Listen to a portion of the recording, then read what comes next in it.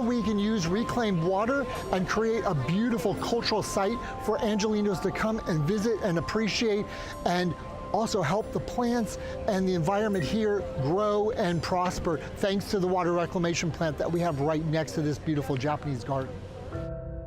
It's a beautifully manicured garden, and there's always something different to see. Some people enjoy the plants, the 12 different types of bamboo that we have here. Other people are enjoying all the fish that we have in the 3.5-acre lake that are totally self-sustaining. They're living on that recycled water and on the plants that grow in the water. We don't feed the fish, yet they do wonderfully here. I recommend anyone to come down here to the Donald Tillman Japanese Garden. It's a beautiful, beautiful place. It's a historic place. It's been here for over 50 years. You get to experience some beautiful, beautiful architecture at the same time as a Zen place to relax. And I don't know, I think community gardens really bring a special stigma to an area and make you feel great. There's a lot of great energy here. For more information of our hours of operation, please visit our website at www.thejapanesegarden.com. If you've ever worried that a large-scale accident or emergency would impact your local fire services, fear not. The Los Angeles Fire Department stands ready for wildfires or any other major disaster. On top of that, your neighborhood is covered too, as Captain Eric Scott explains.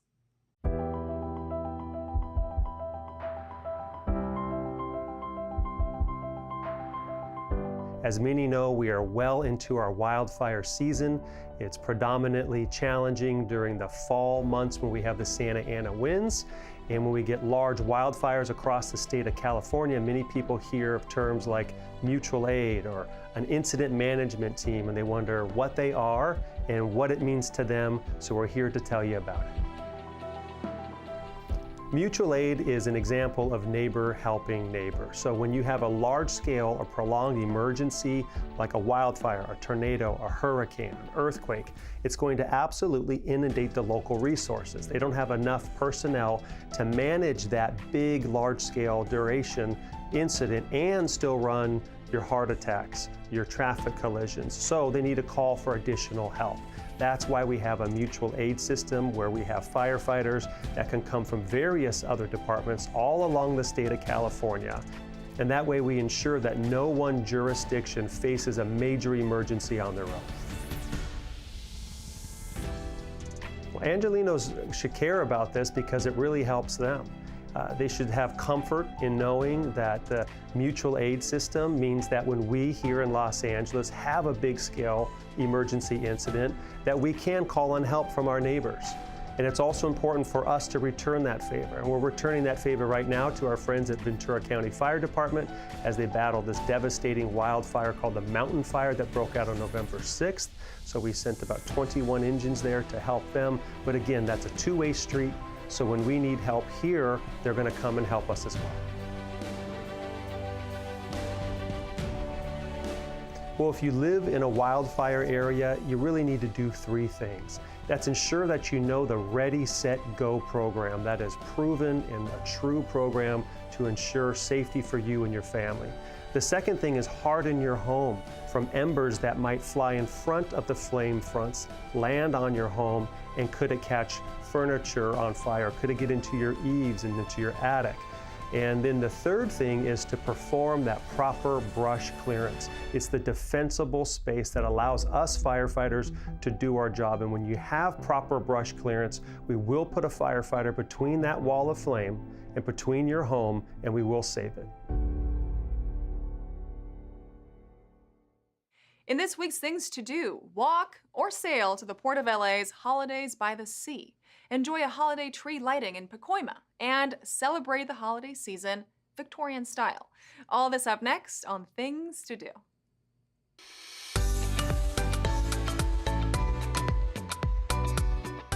The Port of Los Angeles and Councilmember Tim McCosker are hosting their annual evening celebrating Holidays by the Sea, and everyone is invited. It's all happening at San Pedro Town Square, where there will be a holiday market, tree lighting, and boat parade. Enjoy live entertainment along with arts and crafts, drinks and snacks as the official lighting of the holiday tree takes place. There will even be snow. Then find a good viewing spot because the holiday boat parade will be coming through the port's main channel, bringing cheer onto the water. Head to the promenade at 6th Street and Harbor Boulevard for the Port of LA's Holidays by the Sea on Saturday, December 7th, beginning at 4 p.m. For more information, visit lawaterfront.org. Join Councilwoman Monica Rodriguez to usher in the holiday season with her signature events, beginning with a holiday tree lighting on December 5th. There will be family fun with free activities for kids, and of course, the man in red, Santa Claus, will be making a special appearance at the event. There will be plenty of opportunities to take your photo with Santa. Meet friends and neighbors at the City Hall in Pacoima for Councilwoman Monica Rodriguez Pacoima tree lighting happening on Thursday, December 5th at 6 p.m. For more information, visit cd7.lacity.gov.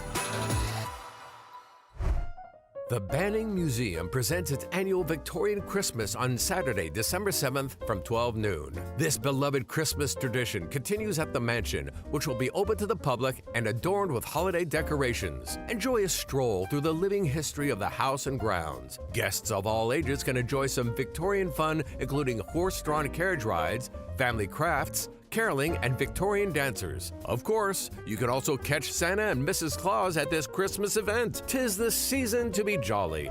So bring family and friends to the Banning Museum's Victorian Christmas on Saturday, December 7th, beginning at 12 noon. For more information, visit thebanningmuseum.org. And that's a look at some things to do.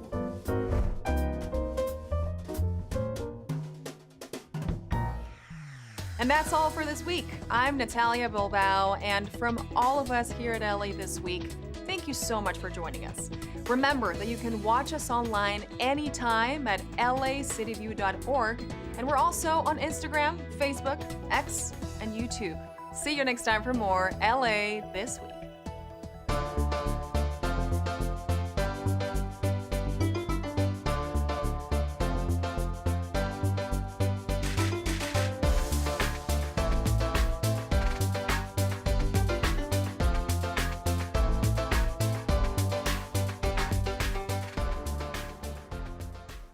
My father was Peter Suhu Sr., and he started Chinatown.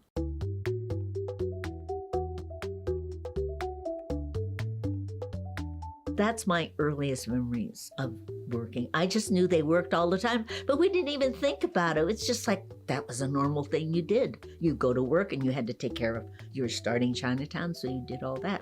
And what he did, he was always at a meeting or with people, mostly men at the time, family members and of Chinatown that wanted stores or restaurants. Oh, this is Jinling Gift Shop. There's my dad and there's Mr. Chow.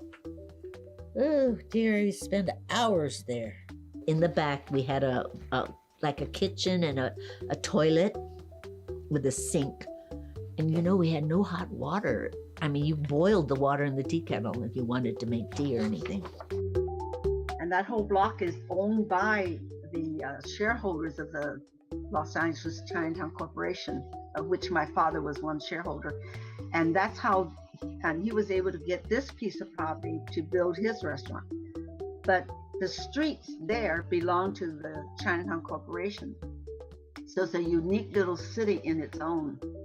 We're on the second floor of Phoenix Bakery at 969 North Broadway. In Chinatown. We are the second generation. It was our parents who started this bakery in 1938. We all grew up here. As soon as we could stand and do something useful, we were here. There were no preschools, no nannies, no child care, none of this, you know, and if my mother had to be down here to help, we were down here too. And some of my earliest memories are bagging fortune cookies down here. Yeah, I got a quarter for that big can. Yeah, we didn't get paid much either. It has strawberries in it. Lay money on it. Well, it's a sponge. Yeah, it looks like one of ours. It was a place that attracted a lot of the quote American folks. And there are also photos of the new Yihangui on Hill Street with a line of people out the door. You know, you would think that you were at a popular fried chicken place. We've had a long history of supporting immigrant businesses. If you go to some of the outdoor shopping places, you know, whether along the sidewalk or inside of the Dynasty Center or Alpine Plaza, you'll find immigrant entrepreneurs who have set up shop, you know, whether it's selling clothing or toys or music. You know, they're following a tradition that they've had before, you know, whether it's in Vietnam or in Laos.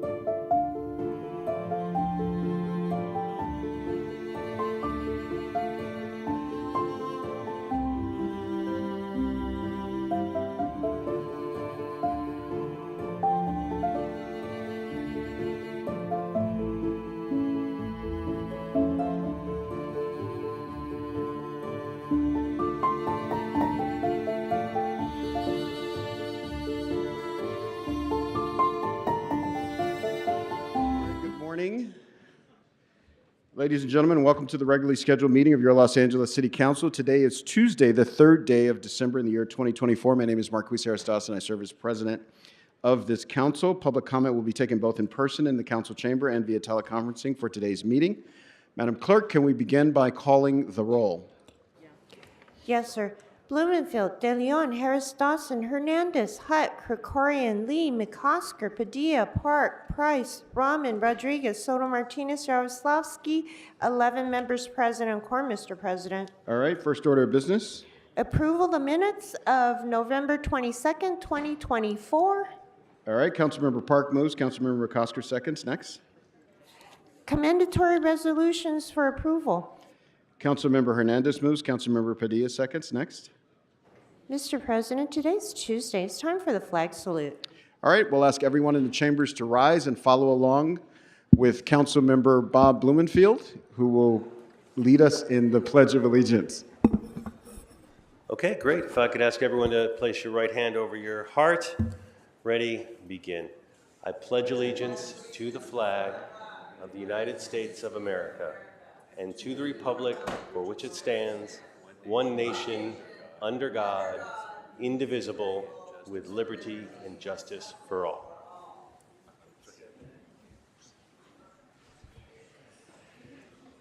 All right, Madam Clerk, if we can run through the agenda. Yes, sir.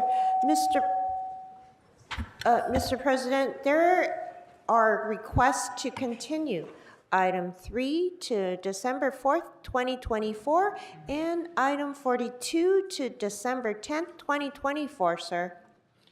All right, without objection, those are, that'll be the order on those items. What's next? Items 1 through 11 are items noticed for public hearing. Items 12 through 17 are items which public hearings have been held. Items 18 through 50 are items which public hearings have not been held.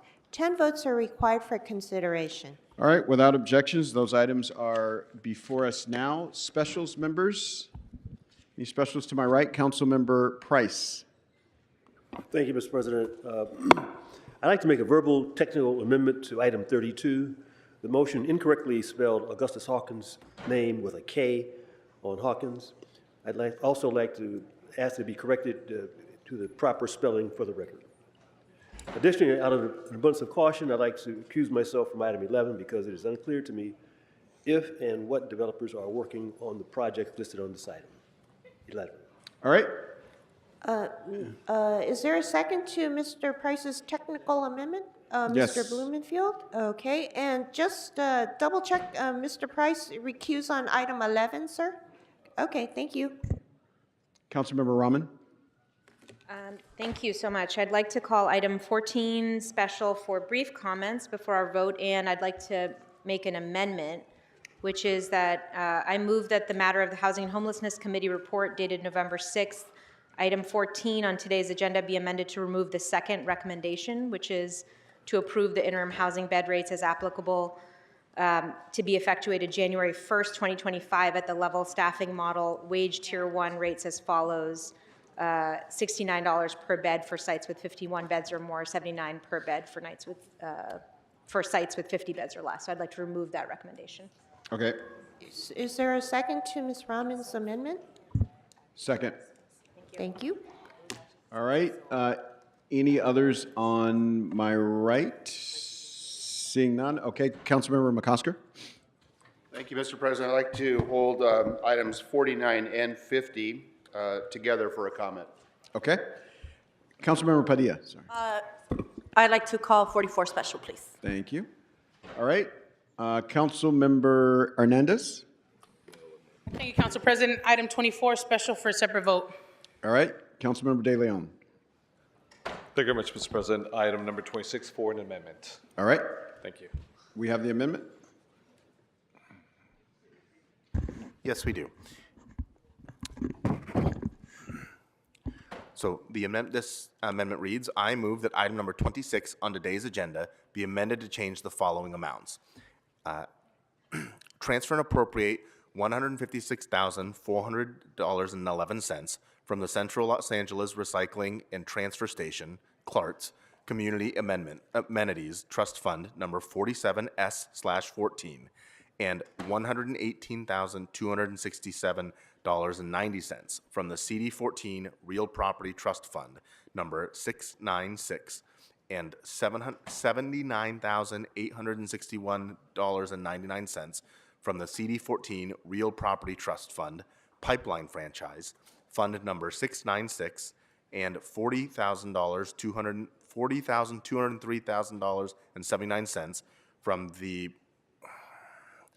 CD14 Public Benefits Trust Fund, number 57L/14, account number 140001, and this is the change, $189,557.07 in the Neighborhood Services Enhancement line item in the General City Purposes Fund, number 100/56, and $24,033.15 from the General City Purposes Fund, number 100/56, account number 0871, CD14 Fee Subsidy, total $608,324.01 to a new account in the Transportation Trust Fund, number 840/94, entitled Mission Road and Plaza del Sol Crosswalk, for the construction of a crosswalk on Mission Road and Plaza del Sol. And is there a second to this motion? Being told it's Councilmember Blumenfield. All right. Any other specials? Did I miss anyone? All right. What's available for us to vote on at this time? Mr. President, council may now vote on 12, 13, and 15 through 17, sir. All right, those items are now before us. Let's open the roll, close the roll, tabulate the vote. 14 ayes. All right, what's next?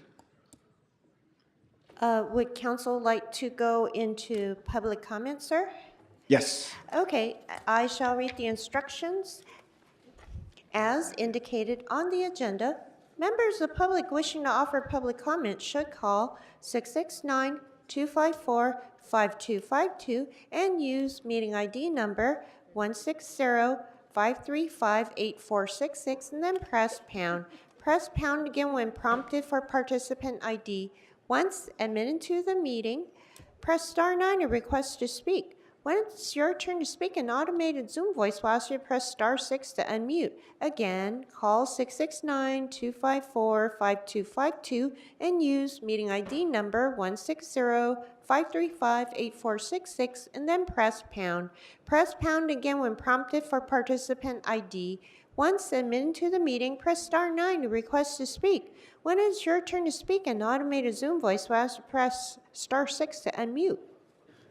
To people providing public comment, when it is your turn to speak, either at the podium or on the phone, please state which of the agenda items you'd like to speak to. You will have 1 minute per item, up to 3 minutes total for the items open for public comment. We will tell you when your time is up. When speaking on the agenda items, you must be on topic. Our goal is to get through as many speakers as we can. If you are not on topic, or if we cannot tell whether you are on topic, you will get one brief warning from me or the council president. At that point, you need to get immediately and clearly on topic. If you do not do so, or if you again stray off topic, you will forfeit the rest of your speaking time and we will move on to the next speaker. The items open for public comment on the agenda are items 1 and 2, items 4 through 11, and items 18 through 50. So let me repeat. The items that are open for public comment on the agenda are items 1 and 2, items 4 through 11, and items 18 through 50. Members of the public may also speak for up to 1 minute for general public comment. During general public comment, members of the public may speak to any of the items or anything else in the city's subject matter jurisdiction. For members of the public calling in, when it is your turn to speak, an automated message from Zoom will prompt you to press star 6 to unmute yourself. If you do not do so, council staff will prompt you once more. At that point, you need to immediately unmute yourself, or unfortunately, you will forfeit your speaking time, and we will have to move on to the next caller. Additionally, because of a brief time delay between the live meeting and the broadcast, two things are important. First, while While waiting for your turn to speak, please keep an ear to the phone so you know in real time when it is your turn to press star 6 to unmute.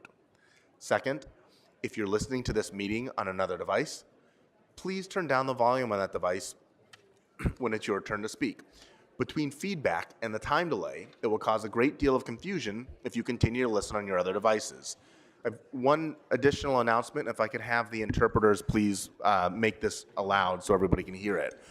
If you require a Spanish language interpreter, please make sure to pause every once in a while during your public comment. Si usted necesita traducción del español al inglés, por favor, pause para que el intérprete pueda hacer la traducción necesaria y hacer la interpretación de manera correcta. Gracias. And don't worry, we will pause your time so you will get the same amount of time as everyone else. Thank you. Y no se preocupe porque usted va a tener el mismo monto del tiempo cuando se hace la traducción. Gracias. Thank you. I will begin by calling names. Yahaira Reyes, Laura Benway, Jovan Houston, Belen Val, Lee Harrison, and Janet Wieland.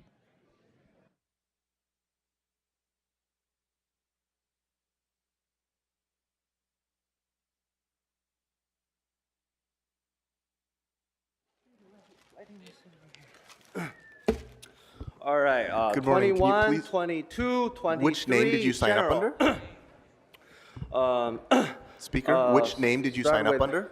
Jeanette Wayland, how are you, dude? So you have 3 minutes for the items and 1 minute for general. Please All begin with right, the items. thank you Go for ahead. asking my name. All of a sudden, you care about my name.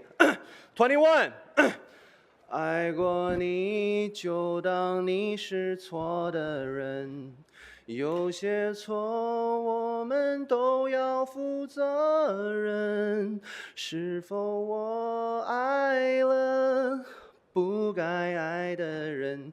其实我想要的并不过分。爱过你，至少我坦诚承认。有些错我们不用去争论，也许我错过幸福的时分，这座城多了个伤心的人。22我们爱的难舍难分，爱的奋不顾身，为何再见只是陌生人？夜来的无声，我的心好冷，那绝望比分手更伤人。我们爱的难舍难分，爱的奋不顾身，爱到最后同样不可能。你走的无痕，我的心好疼，该拿什么与眼泪抗衡？我们爱的难舍难分，爱的奋不顾身，为何再见只是陌生人？夜来的无声，我的心好冷，那绝望比分手更伤人。23月儿明，风儿轻，可是你在敲打我的窗棂。听到这儿，你就别担心，其实我过得还可以。月儿明，风儿轻，你又可曾来过我的梦里？一定是你来时太小心，直到我睡得轻。For general public comment. Okay, so you have 1 minute. General public comment. I'm here to talk about this lady because somehow she informed me that all of her family, all of her friends are killed by somehow. However, our LAPD are not doing much. Our city attorney and our council member are not doing much. I don't understand why that we allow a woman to continuously to be the victim of the violent murder. However, there's no city politician, mayor are doing much about it. I am in the United States, I have no support. And then this woman provided me with clothing, this woman provided me with food. So I am here to make sure that if there's anyone wants to hurt this woman, you got to get through me first. I am putting my badge on the line to protect this woman because I will not allow any woman to be bullied, to be raped, to be killed, to be attacked like that. I am here to support and protect this woman right here.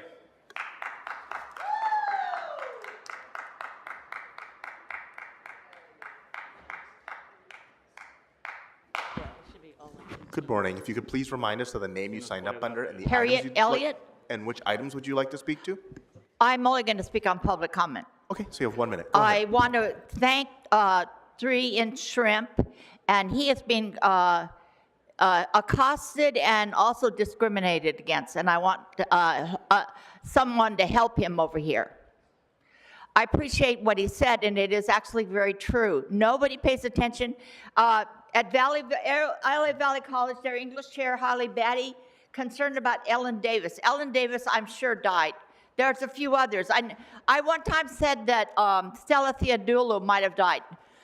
She didn't. She's helping me, but she doesn't remember too clearly about this woman. This woman is named Faith Windsor. And they, at CSUN, I graduated from CSUN, they will not help me say where she's at. She would be 88. She's 70, I'm 73, she's 88. They will not help me, okay? I need help.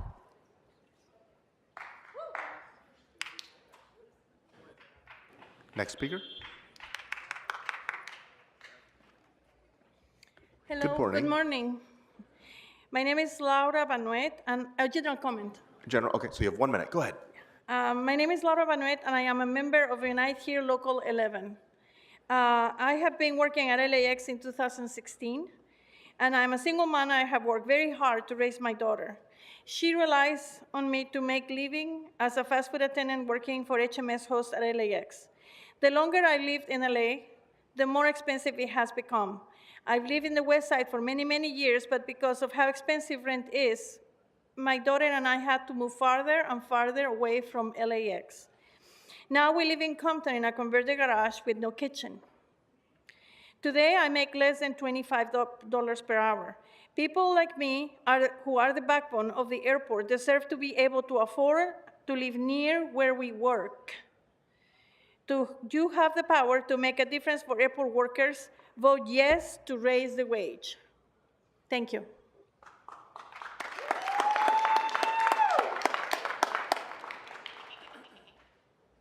Good morning. If you could please remind us of the name you signed up under and the items you'd like to speak to? Yes, Jahida Reyes and public comment.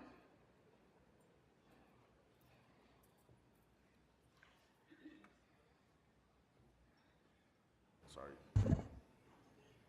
Okay, you go ahead. You have 1 minute. Thank you. Good morning. I just wanted to come here and talk about the living wage real quick. I know that this has been on the table for 2 years.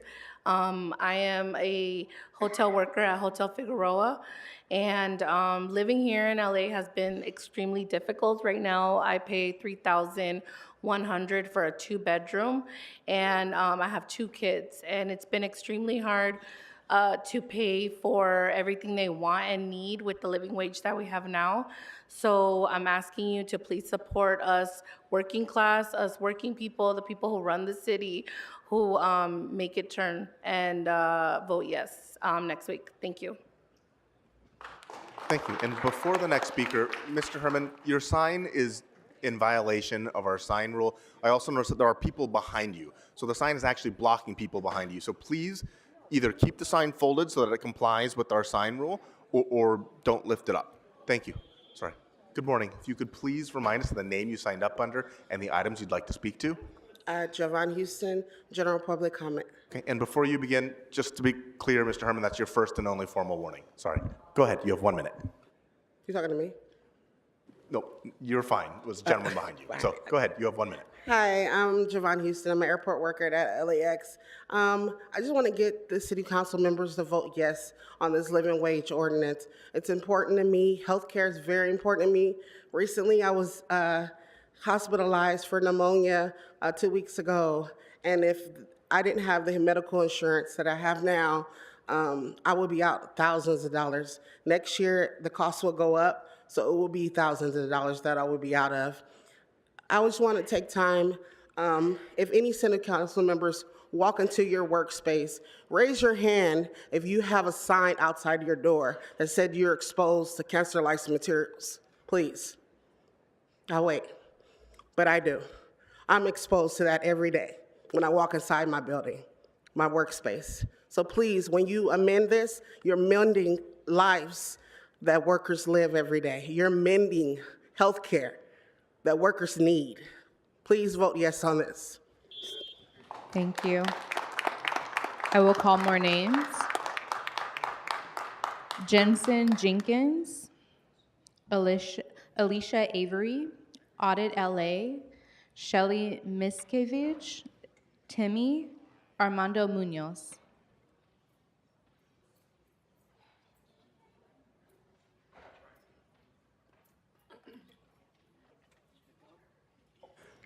Good morning. If you could please remind us of the name you signed up under and the items you'd like to speak to.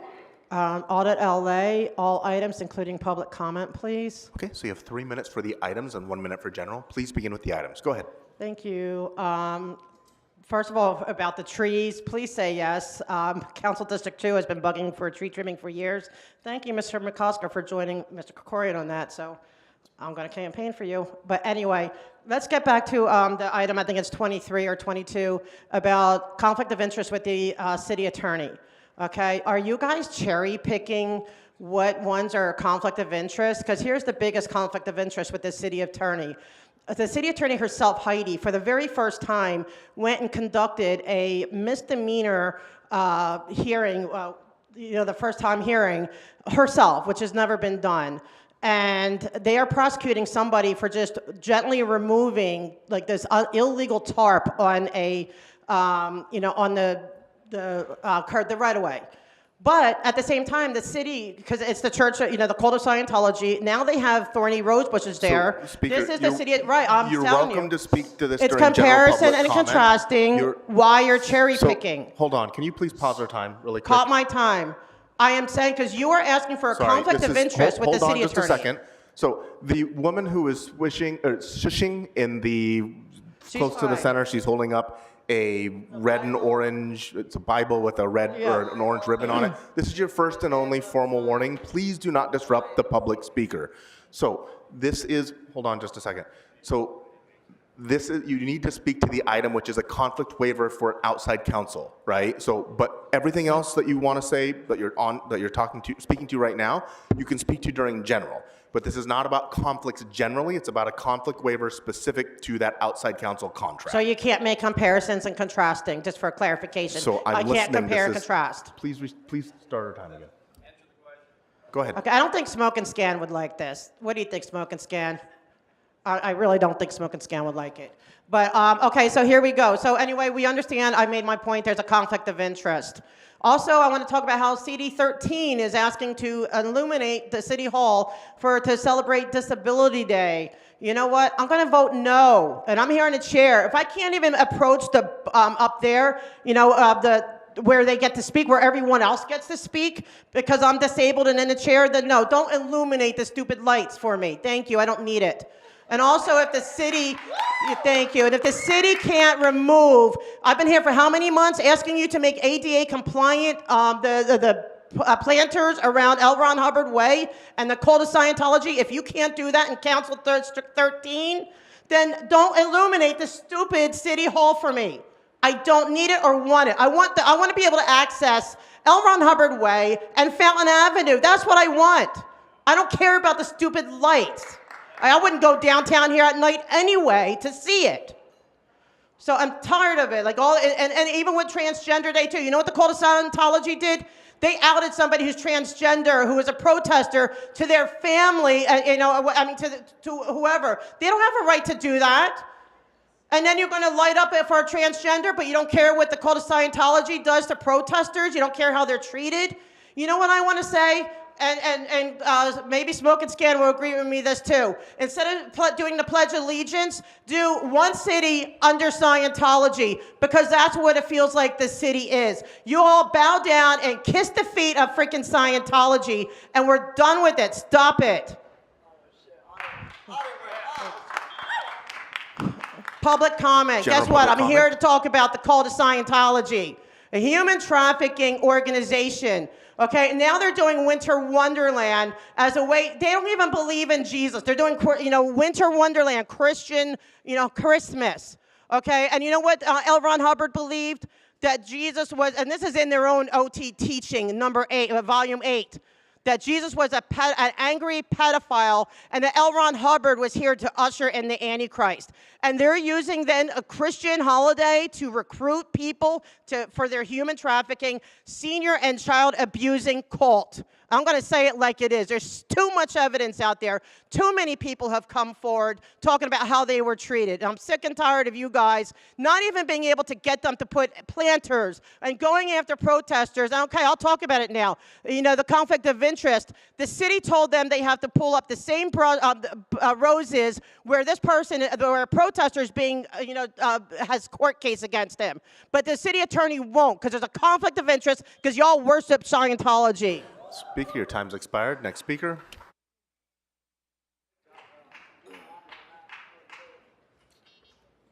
Good morning. If you could please remind us of the name you signed up under and the items you'd like to speak to. Hi, yes, Armando Munoz, and I'm going to be doing a general comment. Okay, so you have 1 minute. Go ahead. Hi, Armando Munoz. I've been working for the airport for the past 14 years. I'm here to encourage you to pass the living wage ordinance. Next week is going to be a big decision. City Council, you guys are going to decide either you prefer the working class or prefer corporations. I've heard the amendments you guys did last week, and you said that we haven't came back from COVID, right? Well, just last week, there was like at least 2.5 million travelers, and that was just within 4 days. That's not including Christmas.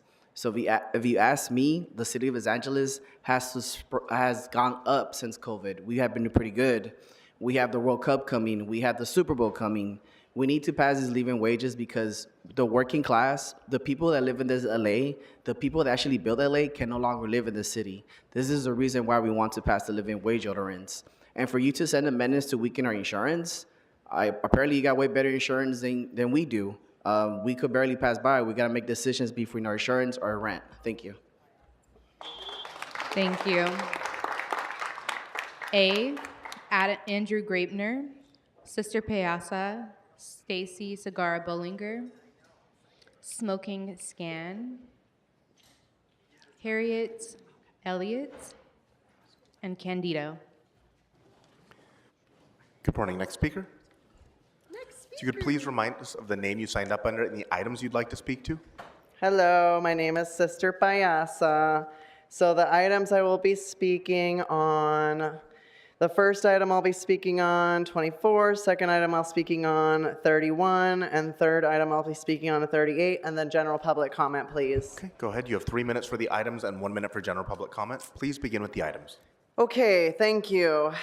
So 24 is a violation of the 14th Amendment, which is equal protection, reminder for everybody who doesn't know, and the 4th Amendment, which is unlawful search and seizure. 4118 makes it illegal to use the public right-of-way to sit, lay down, sleep, store, or use, or even maintain, or even placing personal property. So I can't use the public right-of-way for anything then, other than possibly just passing through. Now, as Ms. Audit was speaking, there are organizations like cults, such as the Scientologist Church, which are violating 4118. So why are they not having equal protection? Why are homeless people not having equal protection under the law when these cults are allowed to violate that law? And now, this is not great for women who are fleeing domestic violence, who maybe need to flee and have their belongings somewhere in the right-of-way while they wait for safety or some kind of So I'm going to ask that you please move help. on to Now, another I'm moving item. on to my next item. Please don't interrupt me. Item 31.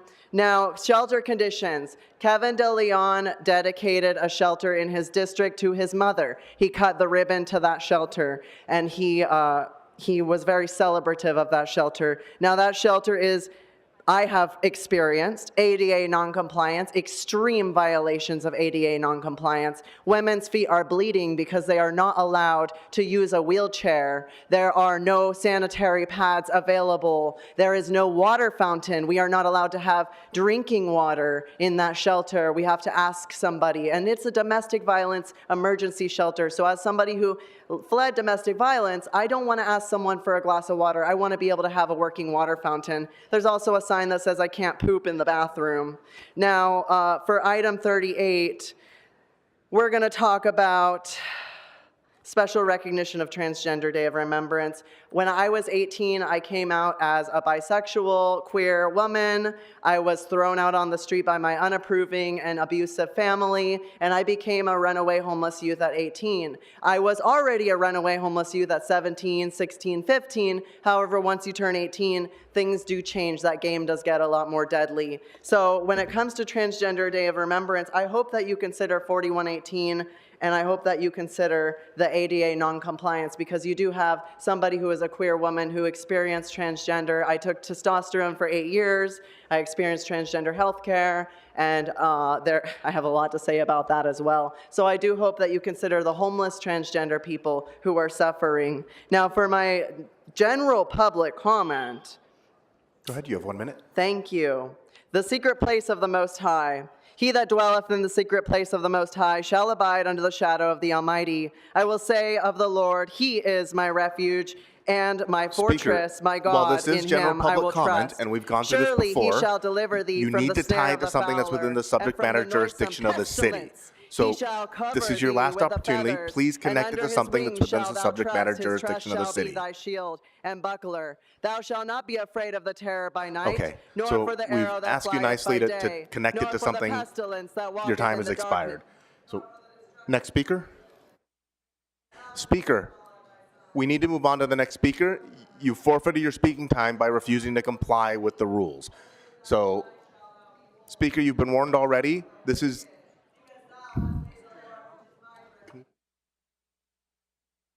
Off.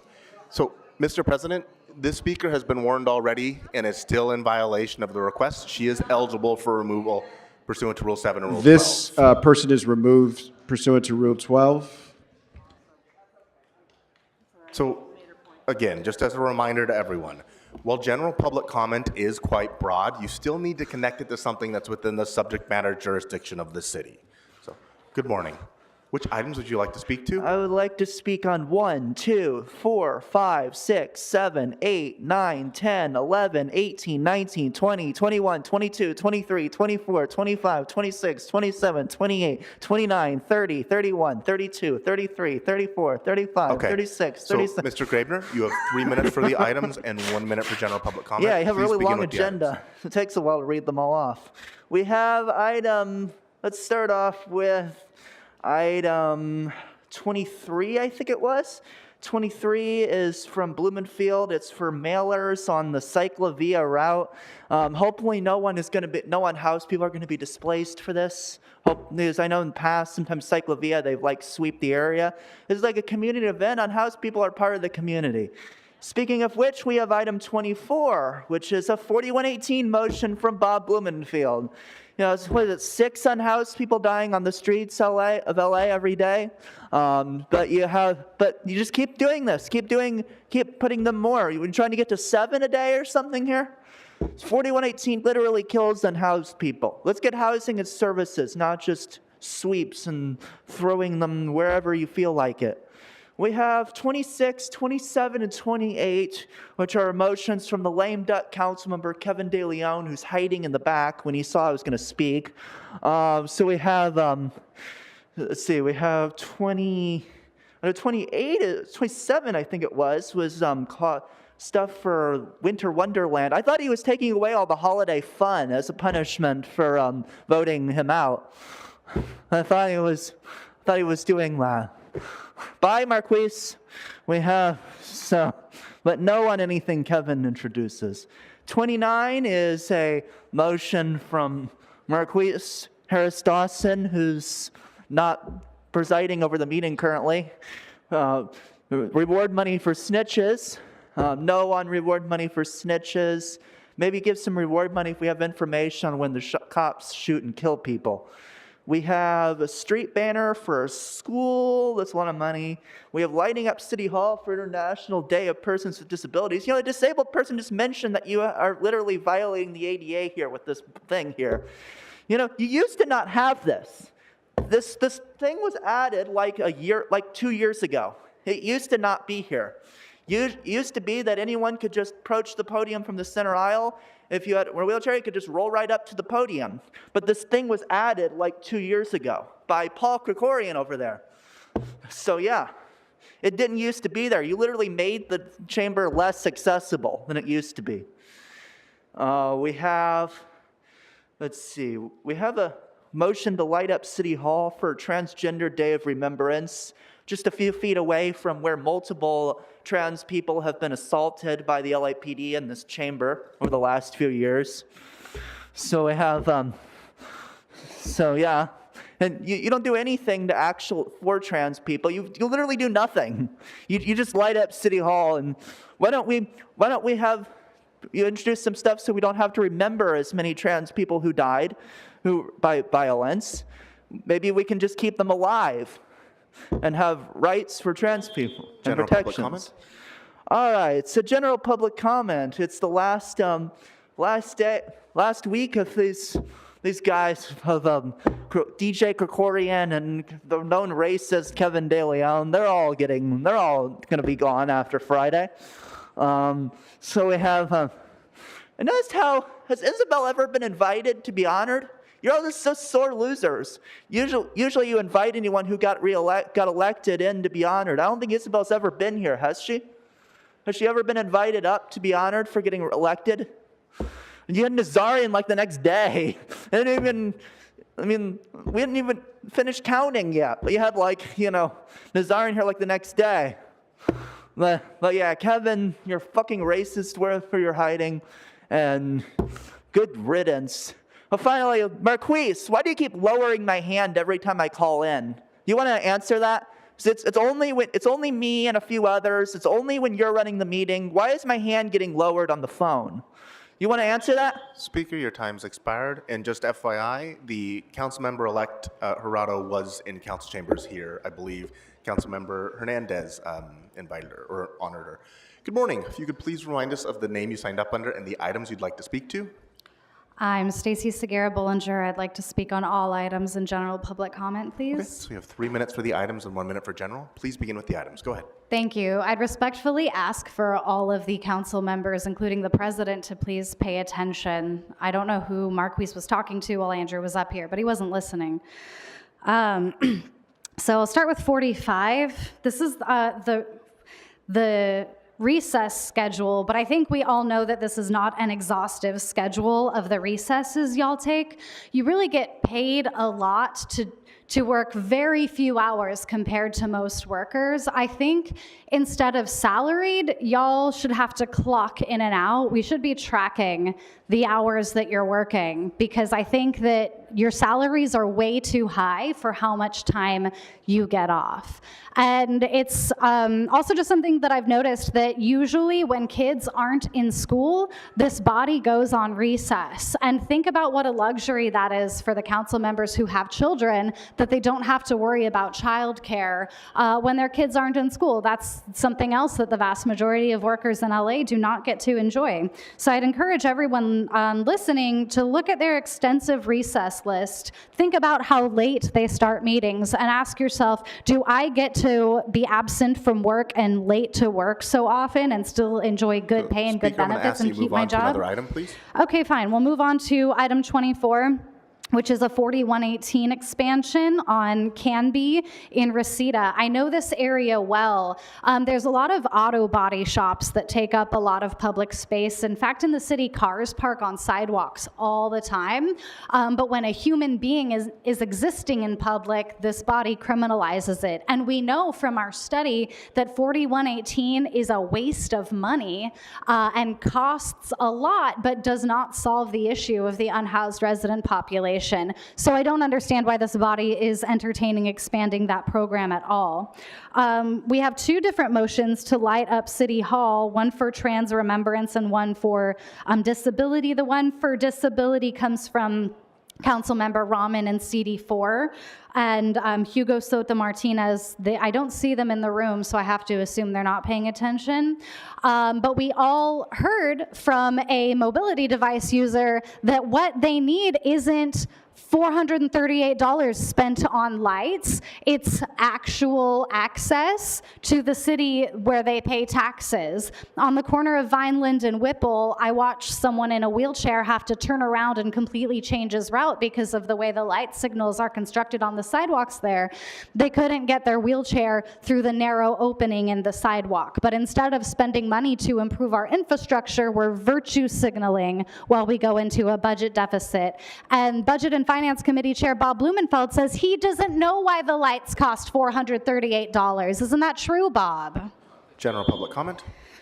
Remember when Nithya Raman said that she was heartbroken to watch the reputation of LA's city government suffer continued disgrace because of Kevin De Leon? She said that he was unqualified to lead.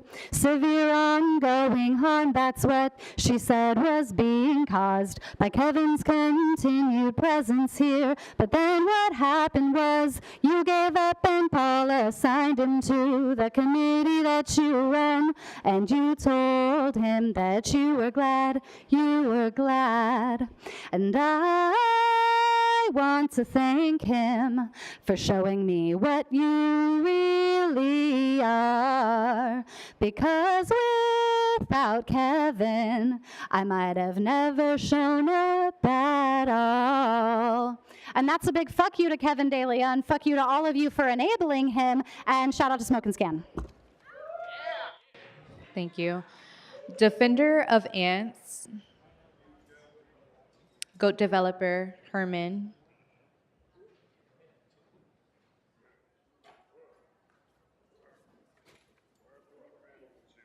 Good morning. So you have 3 minutes for the items and 1 minute for general public comment. Go Constitutional ahead. protected free speech right, bitch. I didn't sign up as Herman. I signed up as Rabbi Dusty. So please start his time. You have 3 minutes for the items and I 1 minute for heard you, general public comment. Pumpkinhead. I heard you. Regarding the banner shit, the shit mayor has to clean up and beautify the areas before you post a banner with my big caucus on it, like a sledgehammer, to remove all the homeless chinchero that you leave in the streets. Hey, Pumpkinhead, you know the Port of Los Angeles, like Janet Hahn, smells. And we should do something about that proton shit she did to Herman, you motherfuckers. To approve under the municipal code, fuck Janet Hahn and fuck the Board of Supervisors. Oh, look at here, Mr. Dawson. Chongo Dawson, off of Hoover Street, we got a pipeline franchise. And you know what franchise pipelines means? It means you taxpayers are getting fucked, because what they're gonna do is, they're gonna frack your ass and not give you any tax breaks like they should. Let me get back on topic, moron. Regarding Mumuana 2 Rodriguez, Madam Rodriguez, public safety has been a very serious issue for us. Woof, woof, woof. And we want more protection from the shithole mayor you have that's killing us dogs. So, Mr. Herman, I'm going to need you to specify which item you're speaking to. I honestly can't tell which item you're speaking to. Oh, shut up. What was that, Pumpkinhead? Which item are you speaking to? All items and non-agenda public comment, Pumpkin. Please identify it because you seem to be bouncing around and I honestly can't track Well, which you were item you're talking to speaking Go Rabbi ahead. Dusty. Now you're talking to me. What's the issue here, sir? What is the issue? I'm about to continue. Thank you. Communication from the city engineer, final map, fuck the map. 43, chief legislative analyst report, fuck the analyst, and fuck, dumb Biden Hunter, for the record. Item 44, in CD6, who's that? The Board of Airport Commissioners. Stop bringing the fucking fentanyl and drugs through the LAX airport. It's not yours, it's mine. So that's not It's on the always agenda. been mine. Yes, so this it is your is, sir. last warning. Please stick to the agenda. I'm going to move you to general public comment. I'm on 44. Shut up, don't speak, I'm speaking. 44 does not deal with LAX. Okay. So can you please move him to general public comment? You've been asked I politely got to stick 10 to the agenda. seconds. 10 So seconds. I'm you gonna have go to 1 item minute for number general 1. public comment. Go ahead. Non-agenda public comment, 42 U.S.C. 1983. We got a new DA. Is he gonna indict Price? Is he gonna put Price behind the black bars for a bigamy relationship between two fucking wives that he stole the money from the taxpayers? Are we gonna put up with this shit, Mana Cow, or is it Moana number 2 cow? Because we're tired of our public safety and politics fucking us in the ass. That's right. We're tired of it. I look at Padilla, I look at Park, and I feel like a piece of shit around them because they're so glamorous in their show-off attire. Look at over there, Mommy Obesity. She's beautiful. And stop discriminating against fat fucking people, LA. 42 U.S.C. 1983. Speaker, your time has Fuck you. expired. Next speaker.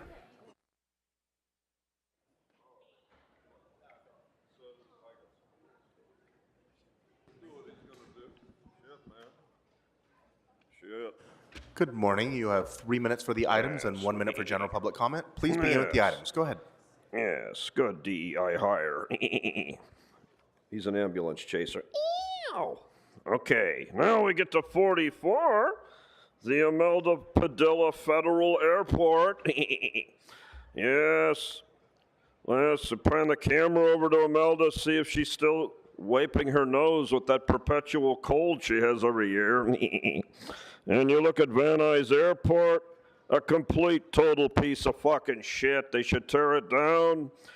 It has a golf course next to it that's tagged. Because of Imelda Padilla, you can't hit a ball without finding it in the tagging on the walls. Right, Imelda?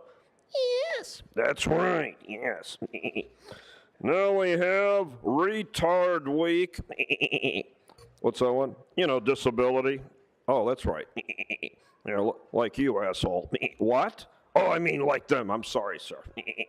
So, as we know, we honor the retarded, the mentally disturbed, you know, the voters of Los Angeles County, continuing their good work. Yes, how the fuck can you be disabled and not re-elect George Gascon as DA? I just can't understand it.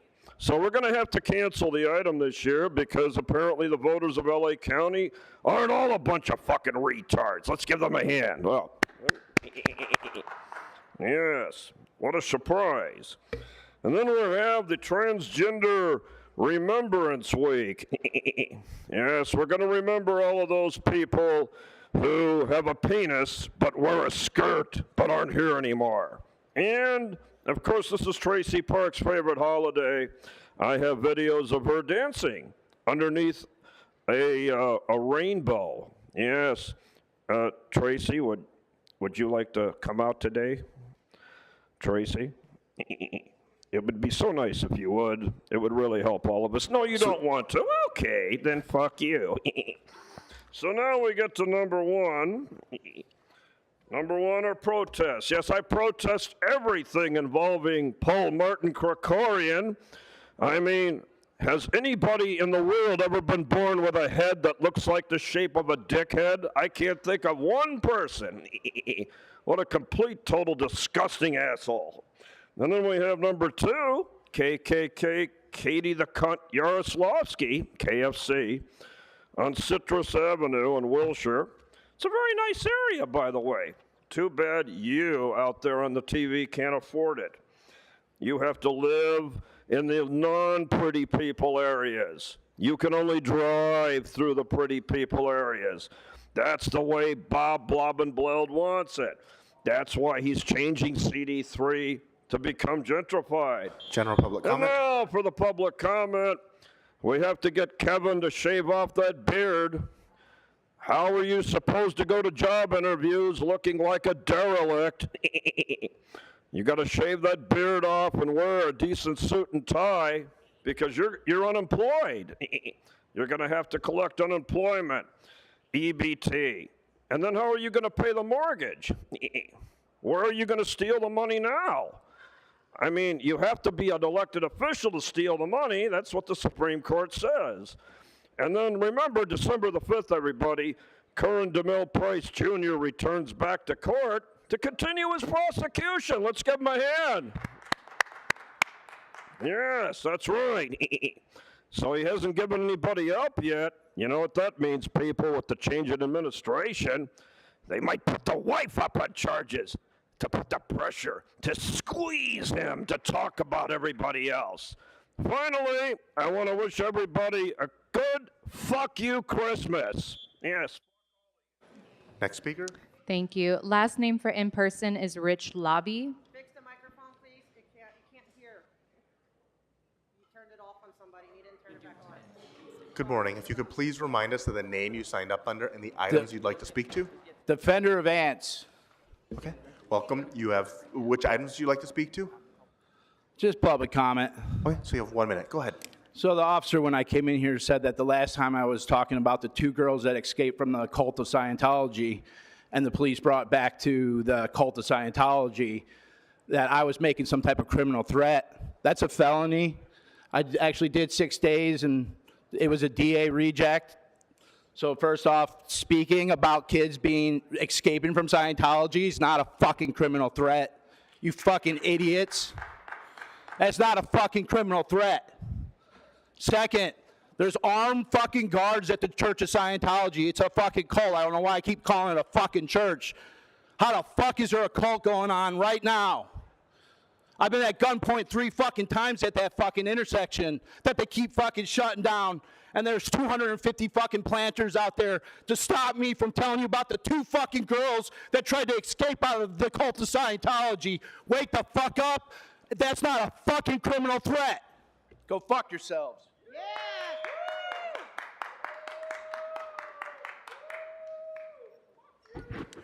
Good afternoon. I'm here for public comment. My name is Belen Valle. I came from District 14, and thank you, Kevin De Leon, for everything you do for us. Thank you. And I want your support for living wage. I work in the hotel industry, and I'm a single mother, I struggle paying my rent or my health insurance. Please, I want to you vote yes, because this amendment they had to pass. It's going to benefit for all the employees, LAX, and the hotel industry.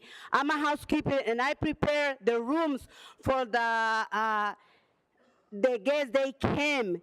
A lot of mess, but we are here.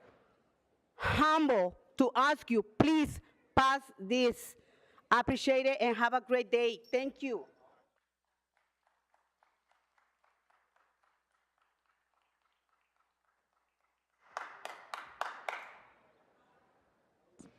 All right, moving to phones. First caller, caller ending in 9519. Please unmute yourself.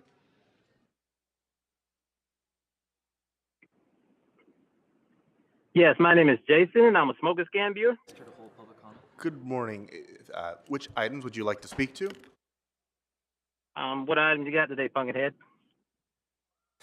So this is for everybody on the phones. The items that are open for public comment are items 1 and 2, and items 4 through 11, and items 18 through 50. Cool, I think I can do that. Let me get all available items during public comment, if you would, please, Okay, so kind you sir. have 3 minutes for the items and 1 minute for general public comment. Please begin with the items. Go ahead. Good deal. Thank you, brother. And shout out to the Spokane community as usual. The other day I was down on Figueroa with this chick, and I paid her $5 a motor turd cutter, and she was telling me how she her stepdad used to have like a little dinghy they used to go out fishing on, and he took a couple little malt liquor and a couple beers and a little cooler, like Coleman cooler. And I'm sorry, he was Speaker. telling I how, can't you tell know, which item you're speaking to. Yes, sir. Please stick to the items, or I'm going to move you to Oh. general public comment. Go ahead. Yeah, yes, sir. All available items during public comment, if you would, please. So anyway, as he was saying, he was saying how his hands would get all fishy and stuff, and his stepdaughter, she would help him fish sometimes, and I was trying to explain to her how she was finding another profession instead of instead of all the meat taking in she did. Maybe she become like a professional pipe cleaner, because she was pretty good at cleaning my pipe. It was Okay, squeaky so clean. you've been asked respectfully to whistle stick to to it. the items. You've Yes, refused sir. to do so. I'm going to move you to general public comment. Mhm. You have 1 minute. Go ahead. And before you start his time, can you pause it? So remember, you need to connect it to something within the subject matter jurisdiction of the city. Go ahead. You have 1 minute. Right. Understood. Well, thanks for the clarification then. Just for clarification, I don't really give a shit about that. But anyway, shout out to the Spokane community there, and we're having a good meeting as usual there. And as I was saying, the chick that I met the other day down on Figueroa, I paid her $5 to play Russian roulette with the head of my car. Okay, so And, this is your last apparently warning in she lost general public because, comment. she You took need to one right connect to it the to damn something photo. within the Yes, sir? subject matter jurisdiction of the city, Yes, or you will sir. forfeit your speaking time. So I can't speak about this bitch I met down on Figueroa that was doing some things for some change Okay, there. so you've been Pumpkinhead? asked politely to please That not a connect it. thing? You've refused to do so. You forfeited your speaking time. Next caller. All right. Well, y'all have a good one.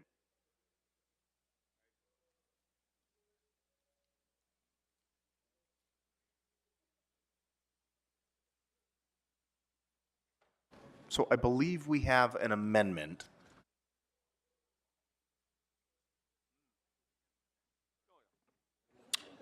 I'm sorry, Council President. I have an amendment for item number 10. City Attorney has the amendments on the desk. Yes, so the amendment is for item number 10, and it does the following. So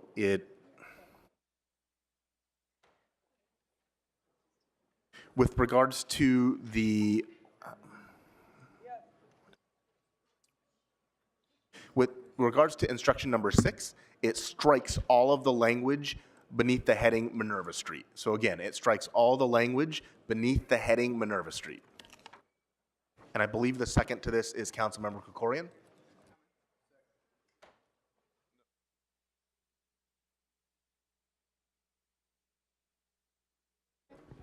Okay, we can continue with virtual public comment.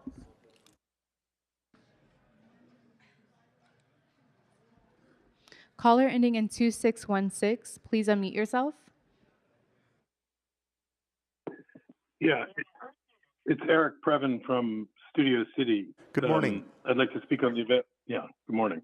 I'd like to speak on the available items and also a general public comment. Okay, so you have 3 minutes for the items and 1 minute for general. Please begin with the items. Go ahead. Okay, well, item 10, which you just amended, when you strike all that language, I don't feel so is that just undoing the vacation? Is he trying to squeeze this guy who wants the vacation for more money? We get a little office holder finish up account going like Weezer used to do. That was very shady. But anyway, congratulations on the shadiness. I'd like to thank AIDS Healthcare Foundation for all the capital project funding. $46 million is a lot, and it's nice to see that $32 million will be in DD4. So I'd like to thank Raman for that. I'm a little less grateful, even though Encino Park is not Studio City Rec Center Park. They're very similar, and I was looking into it because I got hot there for a second and thought, they don't have a giant interior high school regulation basketball court in their lovely little park, do they? Because what she's doing is she's creating 2 towers right around the corner.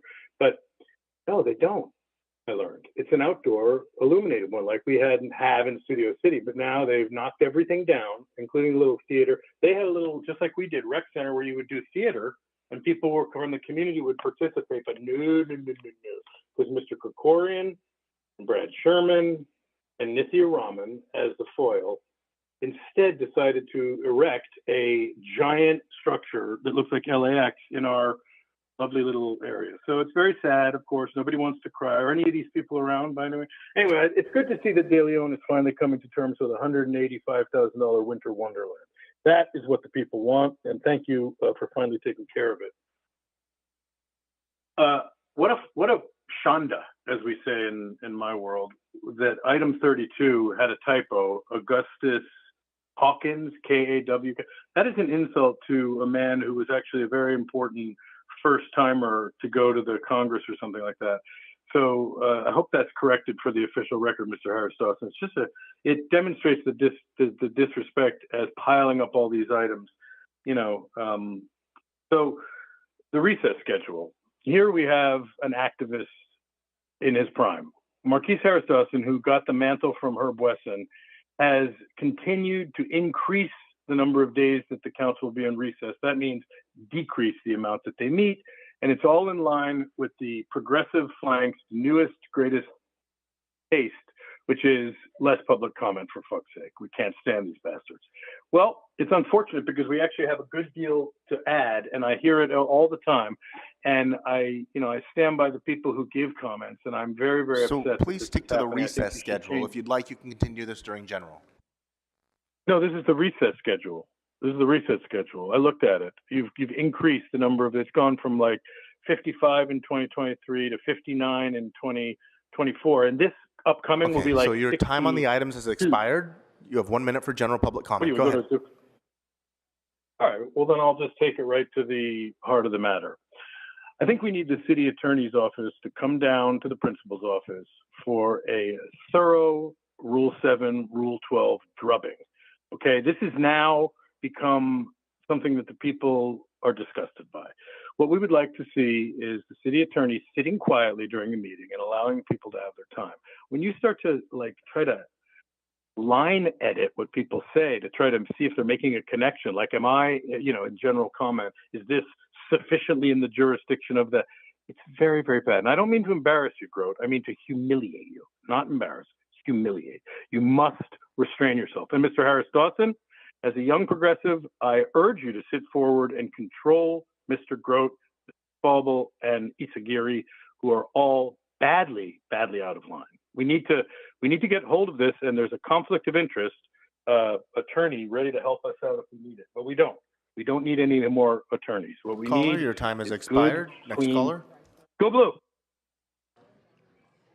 Caller ending in 4208, unmute yourself.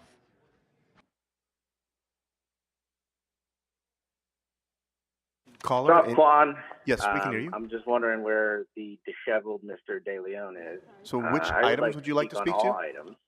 Okay, so you have General 3 minutes comment. for the items and 1 minute for general public comment. Please begin with the items. Go ahead. Grote, do you know where Kevin De Leon's Winter Wonderland is? He's getting shit-faced with Gil Cedillo at Soho House as they endlessly refer to each other as state senator. This Winter Wonderland, we can't even cop up a couple $100,000 for this, but tomorrow the council's going to be voting to move $2.4 million from redevelopment projects and community services in CD14 to bail out Kevin's staff. This is audacious. The man lost by nearly 15%, and he's raiding $2.4 million from the person that's about to take office for purely self-serving ends. This isn't your routine aiding and abetting some of y'all have engaged with this man. You're shamelessly pillaging from community benefits to lavish staffers at the 11th hour. I don't know what to. You can't act like they're not going to find a home in the city family. Look around the horseshoe. There's Cedillo staffers, Martinez staffers that found new places there or in the building. I guess CD 6, 7, 11, and 12 can only absorb so many bodies. FYI, Kevin, wherever you are, you look like shit. Okay, so I'm going to ask that Some might you even move use on the to word another item. unwell. I'll go to my general comment, bro. Okay, so you have 1 minute. Go ahead. Unisys, Kevin's your neighbor. I live in your district, but I'm on the border. Like many of your constituents, I'm in CD14 every single day. Most residents don't know the exact line. They're going to blame you for him not maintaining his district. And the new person coming in is going to be at a disadvantage. Bob, $2.4 million. If we were at a budget committee meeting looking for $2.4 million, how tight would you be getting back there? Katie, you're facing a recall. This is not going to be a good look. And Councilmember Park, I noticed that you filed to run again yesterday. First, early bird, because, let's be real, you're the most vulnerable incumbent on that horseshoe. Not a good look. I know Kevin's been a friend, but that's not a good look. Bailing out staff.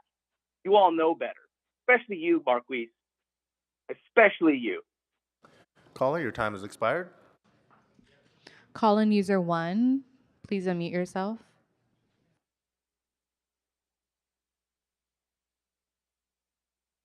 Caller user 1, this is your last opportunity to speak. Please press *6 to unmute now. Okay, we have to move on to the next caller. Next caller? Yes, my name is Jason. I'm with Vote Scan View. So, caller, welcome back. You have already spoken. Hey, how we doing there? Please do not disrupt this meeting. This is your first and only formal warning. And this will conclude our public comment by telephone. We have, I think, 2 or 3 more speakers in person that we'll hear from at this time.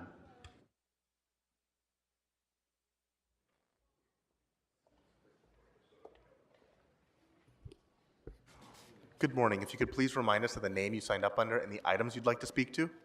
Lee Harrison, item number 37, and public comment. Okay, so you have 1 minute for the item and 1 minute for general. Please begin with the item. Go ahead. Good morning, and thank you for allowing me to speak today. My name is Lee Harrison. I'm the CEO for the Scouting America Western Los Angeles County Council. We will be formerly known as the Boy Scouts of America. Our programs seek to support all young people in Los Angeles. Currently, we serve about 15,000 young people throughout the western part of Los Angeles. In total, is about 30,000 kids that are being served in Scouting all over Los Angeles County. Our programs are geared towards supporting young people to be better citizens, to be community leaders, and to provide opportunities for them to give back to the community. Our group gives about 30,000 hours of community service every year. They go out and support schools, they support parks, they help clean up the neighborhoods, they do a lot of good work. And I want to support the Motion 37, which will help young people in the CD2 area to be able to do... General public comment, go ahead. You have 1 minute. Thank you very much. The idea will be to help young people to do scouting in school. We will provide after-school programming. Secondarily, we'll do a hybrid program which helps young people be able to get into the outdoors while providing some additional support through our programs. And then the third program will be actually getting kids out fully into the scouting program where they fully learn and lead on their own. So it's my pleasure to be able to support the program that Motion 37 is doing. Thank you very much.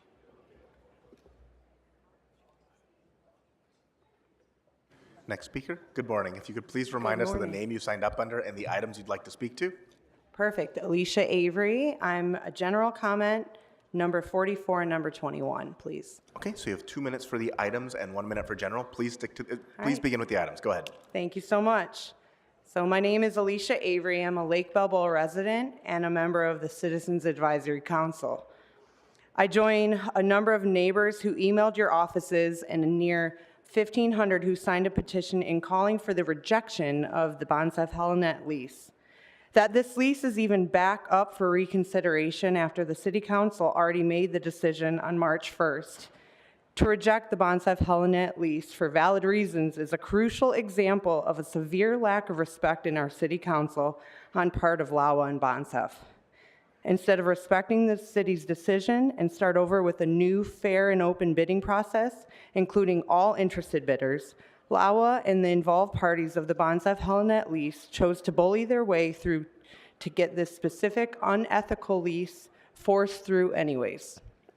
The city attorney's October 29th letter to the FAA acknowledges that the public already knew. LAWA misrepresented facts to the FAA on April 5th in order Speaker, to secure... You're welcome to continue this during general, but I'm going to ask you to move on to your other item first. Go ahead. What was that? So you are welcome to continue this during general, but I'm going to ask Perfect. that you move on to your other General. item first. Perfect. Go ahead. in order to secure the FAA's support in wresting authority away from our local government. In plain language, LAWA lied, and the city attorney office confirmed it in its letter. The evidence demonstrates that the city isn't in compliance with its federal obligations in denying the lease based on Grant Assurance 22. Therefore, the city must challenge the FAA by denying this lease.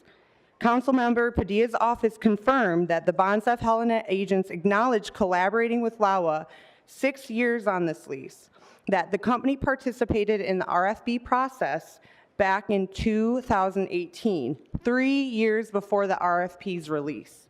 The collusion is a violation of City Charter Section 10.15D, competitive bids.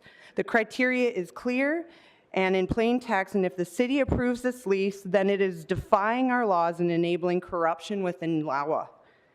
The collaboration between LAWA and Bonsef during the RFP process gave one bidder unfair advantages, Bonsef.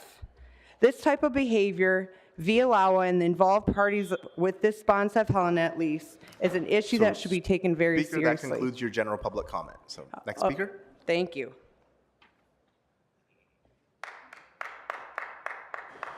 Good morning. If you could please remind us of the name you signed up under and My the name items is you'd like to speak to.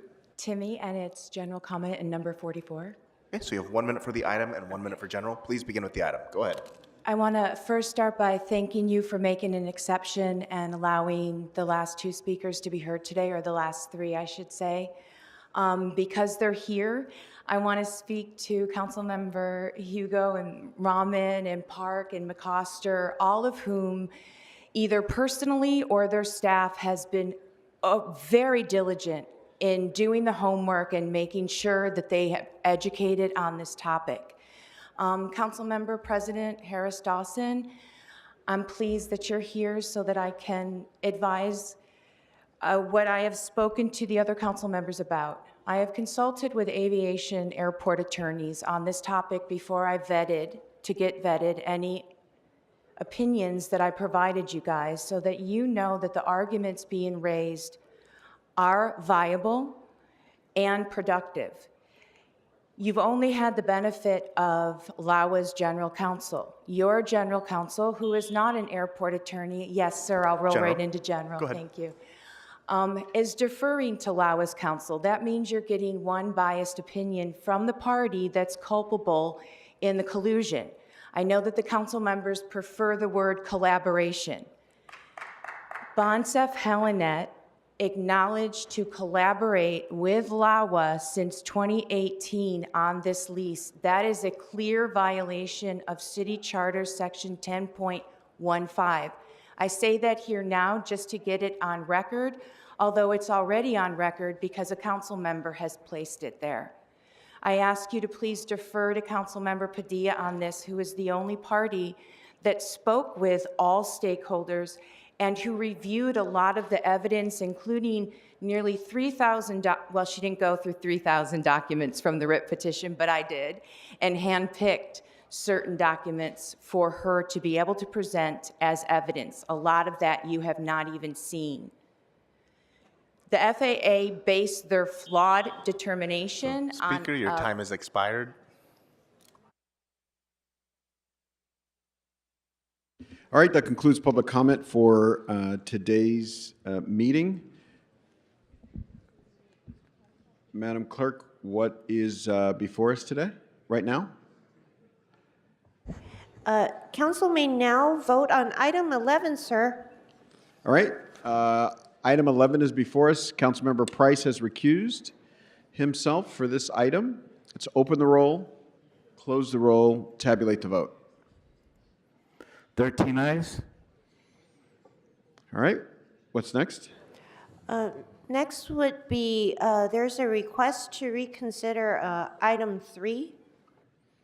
All right, let's open the roll on reconsideration, close the roll, tabulate the vote.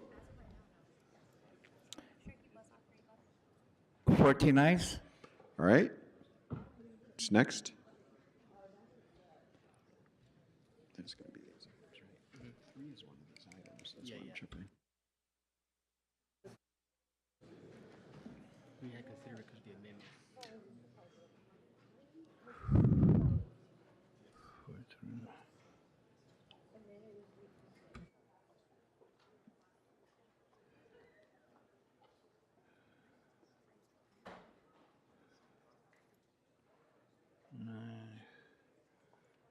18 through 23. So what?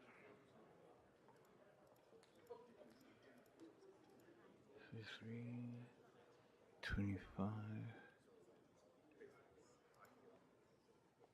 27.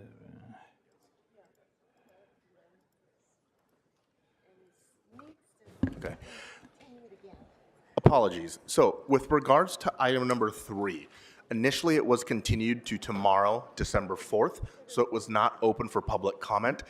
So council should actually not vote on that item. Just at the reconsideration vote. All right, given that information, what's next? Yeah, it did. We just did it right now.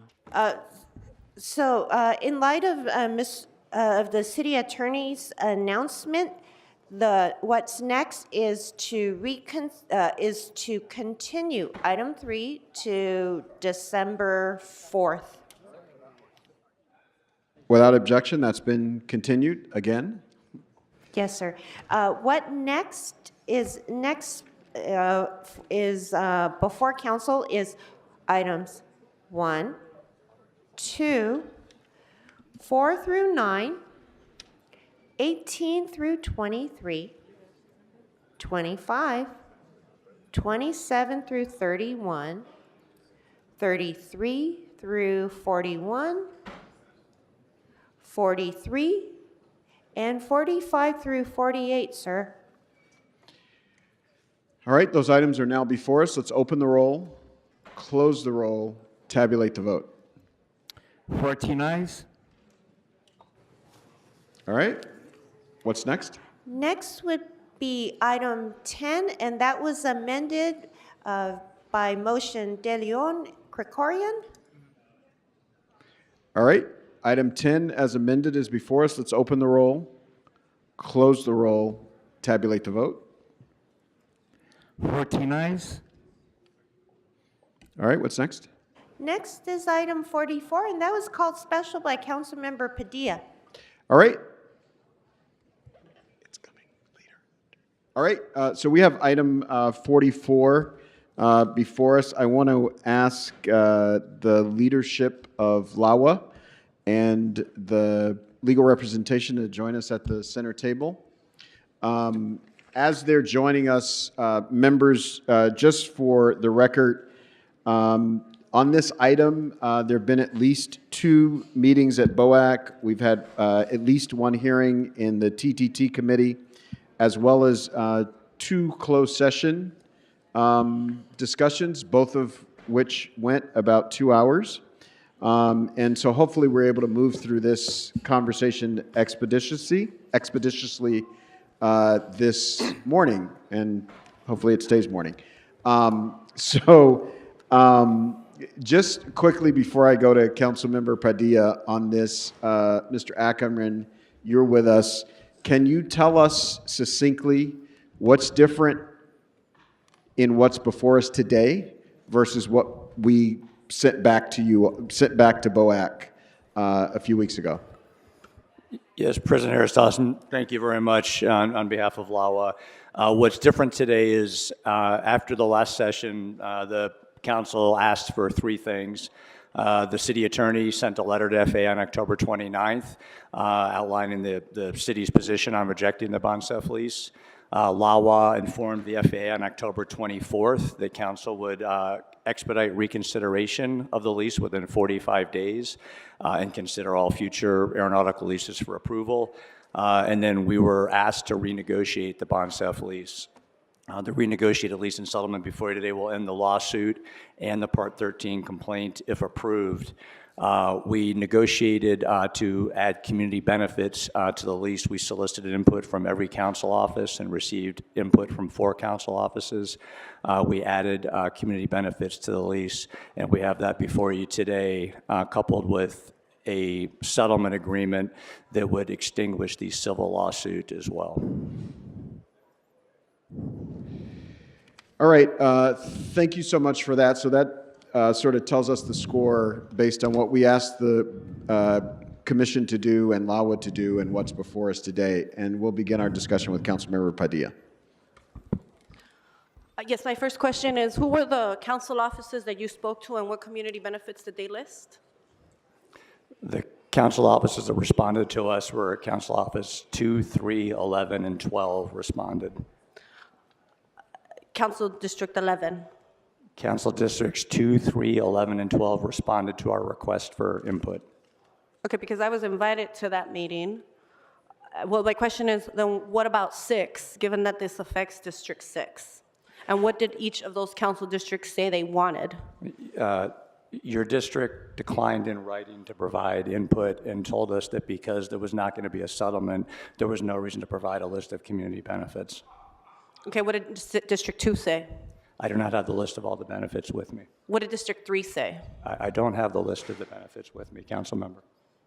Okay, so thank you for getting this conversation started off with lack of information.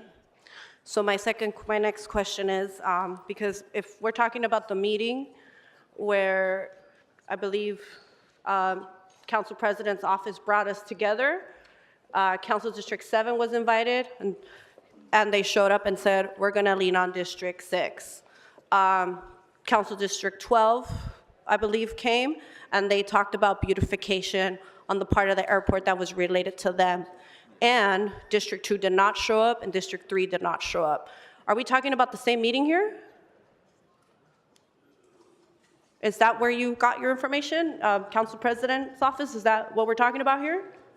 I'm not sure you're asking the question to council member. You're asking the council president or myself? I'm asking you, is that the meeting we're talking about? I did not attend a meeting. I'm not sure what meeting you're referring to. I did not attend a meeting with you, no. Okay, so then who provided you that list of what every single council office talked about? Our government relations staff asked each council office if they had a list of community benefits for Who's your office. government relations staff? Are they here? Can they come and give us the list? My government relations staff member is Mark Adams, and I do not know if he has a list with him now. Where is he? Mark, do you have that list?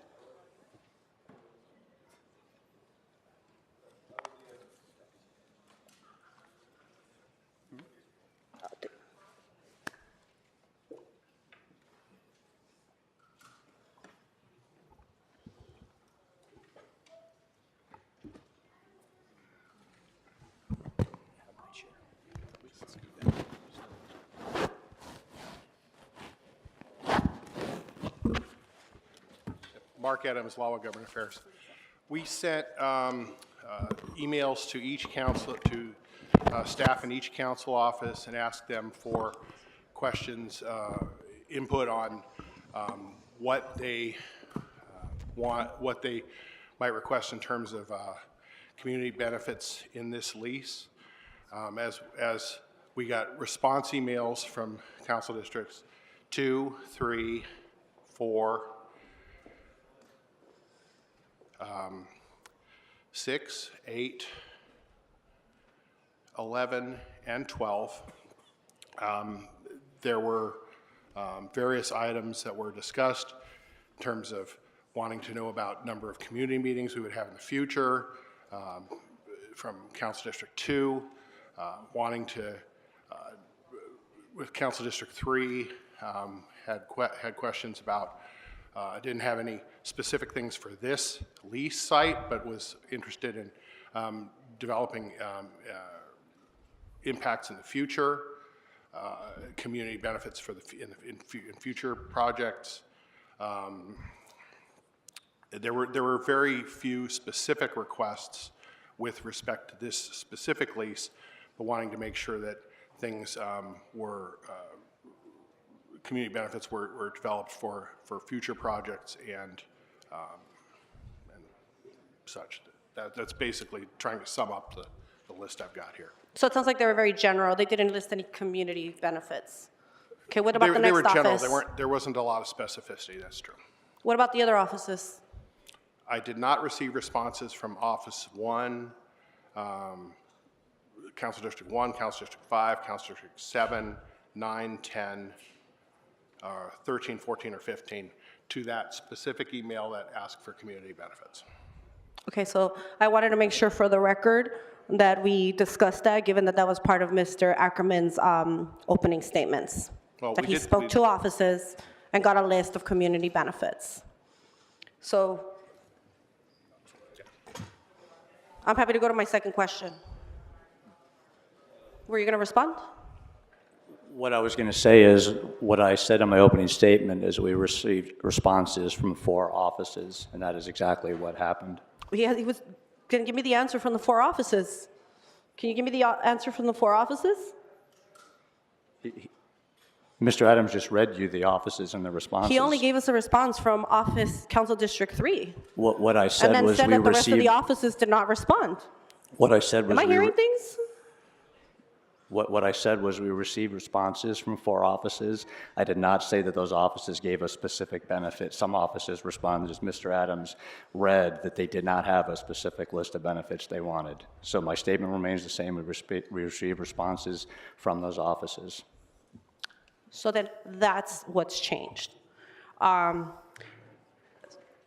what's changed since you last came to the group, correct? Is that you've spoken to the offices, but you didn't get any responses? No, I didn't say we did not get any response. I said we spoke to 4 offices. We received You responses. didn't get any and responses Mr. related Adams, to community benefits? And Mr. Adams just read you the responses. Yeah, it sounds like people have general concerns. Okay. My second question is, we asked last time for written confirmation from the FAA on the specific amounts and a timeline of funding sources and grants that were under threat. Can you provide that to us today? We have a list of grants that the airport plans to apply for in this fiscal year, and yes, we could provide that list. But do you have in writing something that says that they are under threat because of this lease specifically? No, the FAA does not provide letters that threaten grants. Okay. I've also noticed we have 2 documents. Does the clerk have them that were given to us by the Office of the City Attorney?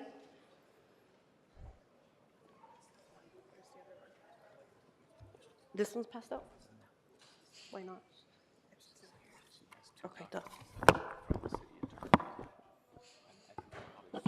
So, My understanding, Councilwoman, just so you know, if it's the documents provided by the city attorney's office or attorney-client privilege, so we should probably go into closed session if you want to talk about those. we should go into closed session. Okay. All right. Do you have anything else that we can discuss in open session before we stop the meeting to clear the room that are not on the documents? We should go into closed session.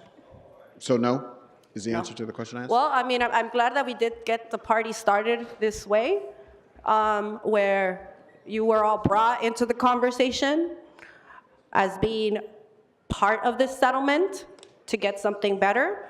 But I'm glad that the full public now sees that that actually was not the case.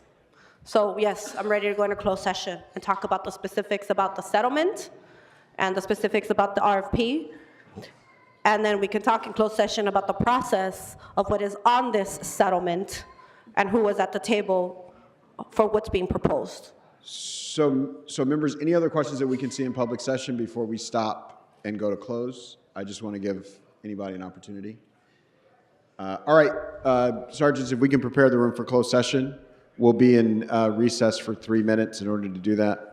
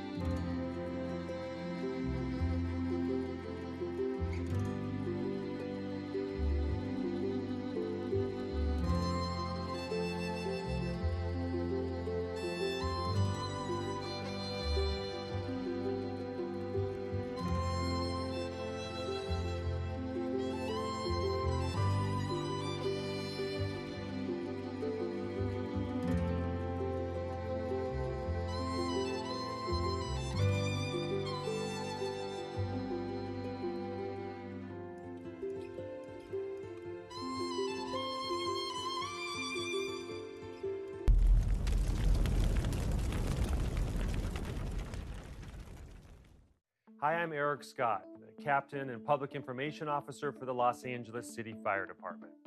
Often people ask us really, what is brush clearance and why is it important? So simply put, brush fires continue to threaten life and property in the very high fire hazard severity zone. So that means areas that are prone to wildfires. And having brush clearance provides us the defensible space to save those lives and property. So particularly when you're clearing all of those ground fuels or the lower vegetation, that really helps us because it'll present what is called the fire ladder. And that's when the fire starts off low on the ground and it starts to climb upward to where it gets spread by winds. So what you might see is an ember would land on the ground, it would ignite the grass that is there, or what we call as light flashy fuel. Then it's gonna jump to those lower hanging limbs or those branches and starts to climb up the tree, ignites that heavier fuel, and that just exasperates the problem. So this requirement does not apply to your healthy fruit trees or privacy hedges or ornamental shrubbery, as long as that's all well maintained, meaning that it's free of all dead and dry material. Also, people ask, well, what are the basic brush clearance requirements? So your basic requirements are this. You want to trim the weeds and the grass down to 3 inches. You need to trim the bottom third of a bush, the bottom 6 feet of a tree. Now, around your home, you'd want to maintain 5 feet clearance from the roof line. So if you're 5 foot tall and you're walking the perimeter of your roof, nothing should hit you in the head. And then you want to double that to 10 feet from the chimney, fences, and roadways. And it's important to note that these requirements are all within 200 feet of any structure or home, regardless if that structure or home is on your property or adjoining properties like your neighbors. So it's those areas that need to be clear in order to limit the spread of fire and to provide the defensible space for us firefighters to safely operate. So simply put, we'll provide the offense if you provide the defense. So here's your basic inspection process. It begins with the owner's self-inspection. So you want to compare your native brush and your landscape vegetation on your property with the information that you're going to find in the mailer and also on the lafd.org/brush website. Now, if you have difficulties and you're not able to do that yourself, you can hire a professional who can both understand the information and then apply it to the property that you own. But you want to clear your property as required prior to May 1st this year. And that way you're going to pass the fire department's inspection and you'll avoid a $33 non-compliance fee and also a time-consuming second inspection, which comes with a costly $668 non-compliance fee. So it's important to note too that there's no need to call for an inspection at any time. You don't need to call for an inspection. We're going to do that automatically. Our computer system tracks all the properties that are due for an inspection. So then we'll have an appropriate inspector. They're going to be notified that your property is due, and they're going to come in and inspect and or re-inspect if needed. Now for the first inspection. That first inspection is done by us, the fire department, and it is in May 1st, and it continues until June 30th. However, we want people to know that it is a year-round requirement to have brush clearance. And all parcels that are within that very high fire hazard severity zone, they will be initially inspected. Those parcels that are found in violation are going to be issued a notice of violation. And they'll be assessed, and that's when you get that $33 non-compliance fee. Then the homeowner has about 30 days to comply with that notice of violation. And the owner can check the status of their property by registering an account at vms3.lafd.org. So now when we come to the second inspection, that means that you as a homeowner were issued a notice of violation on the first inspection. So then you're going to be inspected a second time after that 30-day period. That gives you that grace period of 30 days to correct the violation. Then owners can check the status of their property again by registering your account at vms3.lafd.org. Now, if the property is not fully in compliance upon initial inspection, that owner is going to be notified via mail or email if you're registered within that website that we mentioned. So it's important to also say there's no need to call the LAFD brush unit when you're ready for your reinspection. That reinspection will be automatically scheduled as appropriate with their timeframes. It's all computerized. So if your property remains in non-compliance after a failed reinspection, then it's going to be cleared by city contractors. And the property owner or you will be invoiced a non-compliance fee of $668 plus an administrative fee of $1,498 on top of the contractor's fee, so you certainly want to avoid this. We get asked a lot of questions. Here is your top 7 most frequently asked questions and the answers. So number 1 is, how can I check the brush status of my own property? Again, that's that important website that we're driving home, the vms3.lafd.org. You could register a new brush clearance account there and check the status. Now use your APN or the assessor parcel number, as well as a PIN, which is your personal identification number. It's going to be printed on the bottom of the owner notification that was mailed to you annually in March. Often we get asked, well, what is the best way to contact the brush unit? Simply put, the best way is to send an email. You send it to lafdbrush@lacity.org.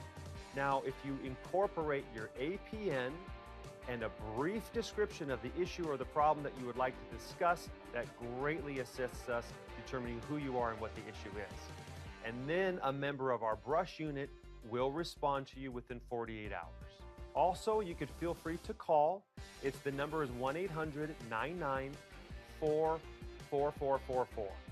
But we do ask for your patience in advance because it's very busy and there's minimal inspectors, so we have limited resources to take your call. But the office hours are from 7 a.m. until 3 p.m. Monday through Friday, excluding holidays.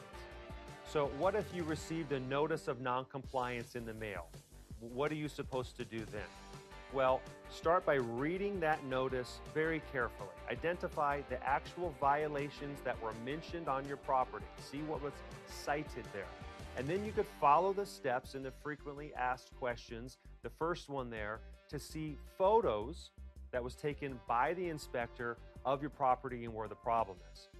Then you want to correct those violations by the due date. So look at that due date. It'll be located at the top right corner of your notice. Here's another question we get. Okay, you were issued a notice of non-compliance, and now you did the right thing. You finished clearing your property of the violations that you were cited. Now what? What's next? Well, truthfully, you don't have to do anything at this point. After the allotted 30-day period, a fire inspector is going to re-inspect your property, and if your property is still in non-compliance, then you get that second notice to abate the fire hazard. That'll be mailed to you. Now, the city will start the process to have your property cleared by a contractor at your expense, so you want to avoid that. Some ask if there is a particular contractor that should be used to clear your property. Well, simply put, the city does not provide a recommendation, nor do we endorse any contractor. So really, it's you as the property owner, it's your responsibility to request the current proof of insurance, if they're bonded, if they have a license, and obtain any other relevant information about that contractor. But we do try to help. So there is a brush clearance contractor list on the website. So what do you do if you feel that the inspector is wrong and that your property is in compliance? And can you file an appeal? Well, the answer is yes. Yes, you can. Visit the LAFD Brush website to view the detailed inspection process, and that includes appeals. However, note that a failed inspection will subject you as the owner to fees that continue to increase with each failed inspection. All billing is conducted through the city's accounting services section. So if you have questions about that concerning your fees or your invoices or any fees that even could be attached to a tax bill, you should direct those to the source. That's accounting. So you could either call them at 213-978-3699 3424, or you can send an email to lafd.brush@lacctg@lacity.org. We understand that many people might be worried about their neighbor's property and that they might have a fire hazard because of some overgrown brush. And how would you report that? So first off, we want you to know that the fire department wants to hear your concerns so we can provide the clearance necessary for our firefighters to protect your property and your neighborhood. So you can report a brush fire hazard by email to lafdbrush@lacity.org. Now, please make sure that you include the exact location of the brush hazards, the address. If you have the APN, that would be even better. But of course, you need to put a brief description of what the hazards are and where those hazards are on the property. And of course, it's best not to go looking at those hazards on that neighbor's property without permission. You also can make your complaint by phone. That same phone number we provided before to our brush clearance unit is 1-800-994-4444. And again, we welcome your complaint, but remember too that we have limited resources to take your call, and those hours are from 7 a.m. to 3 p.m. Monday through Friday.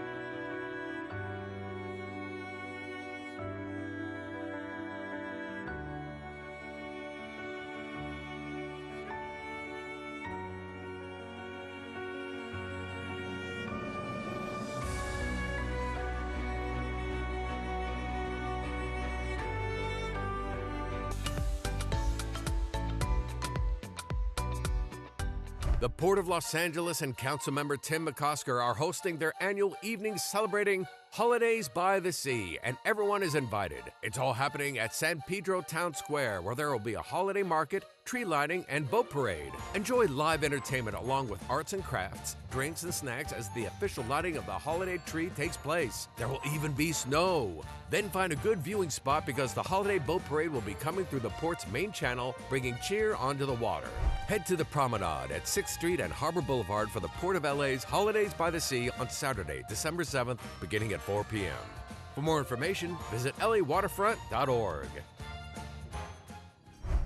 Join Councilwoman Monica Rodriguez to usher in the holiday season with her signature events, beginning with a holiday tree lighting on December 5th. There will be family fun with free activities for kids, and of course, the man in red, Santa Claus, will be making a special appearance at the event. There will be plenty of opportunities to take your photo with Santa. Meet friends and neighbors at the City Hall in Pacoima for Councilwoman Monica Rodriguez Pacoima tree lighting happening on Thursday, December 5th at 6 p.m. For more information, visit cd7.lacity.gov.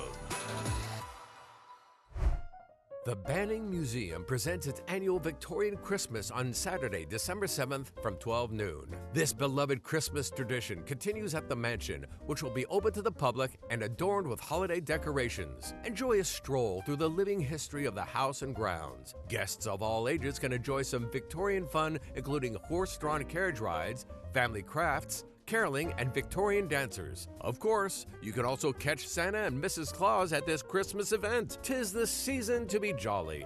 So bring family and friends to the Banning Museum's Victorian Christmas on Saturday, December 7th, beginning at 12 noon. For more information, visit thebanningmuseum.org.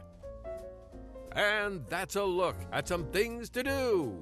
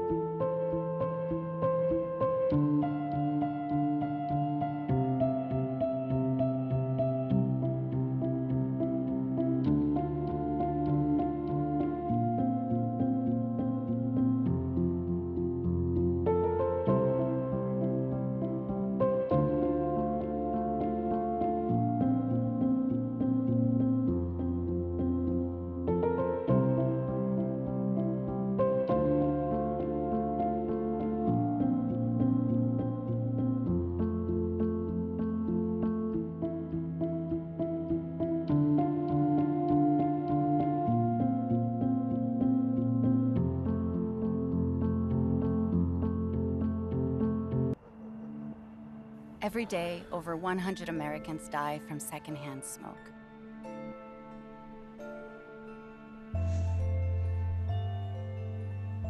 Secondhand smoke in children can cause asthma, ear infections, and increased risk of sudden infant death syndrome. Go to smokefreehomesla.com. Learn how you can protect your home from secondhand smoke.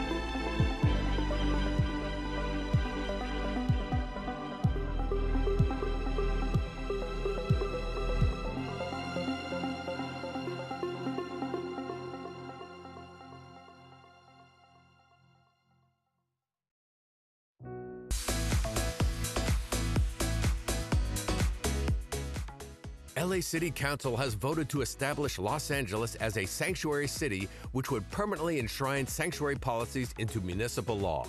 The new law would ban the use of city resources for immigration enforcement. It would also prohibit the sharing of data with federal immigration authorities, closing a gap in protections for immigrants. The new legislation would formalize the sanctuary city designation, replacing LA's previous status as a city of sanctuary, which did not have legally codified policies. According to the City of Los Angeles, LA is home to more than 1.3 million immigrants, which is around 34% of the city's population. For more information on the work of City Council, visit lacity.gov/government.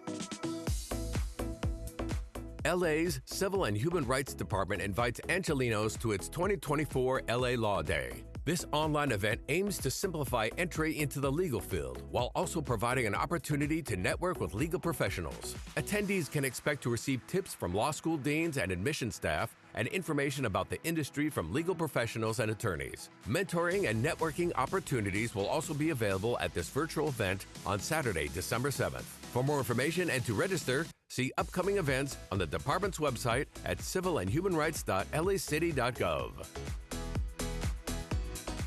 Mayor Karen Bass and the City of LA's Economic and Workforce Development Department have launched a program to assist small business operators to get contracts with the city. Procure LA provides free services and resources to small businesses, giving them the tools they need to do business with the city and its partners. The program aims to help small businesses seize opportunities from upcoming events such as the 2026 World Cup, 2027 Super Bowl, and 2028 Olympic and Paralympic Games. Operated by the Pacific Asian Consortium in Employment, Procure LA offers a free online guide and gives assistance in a variety of languages. For more information or to apply, visit procurela.com.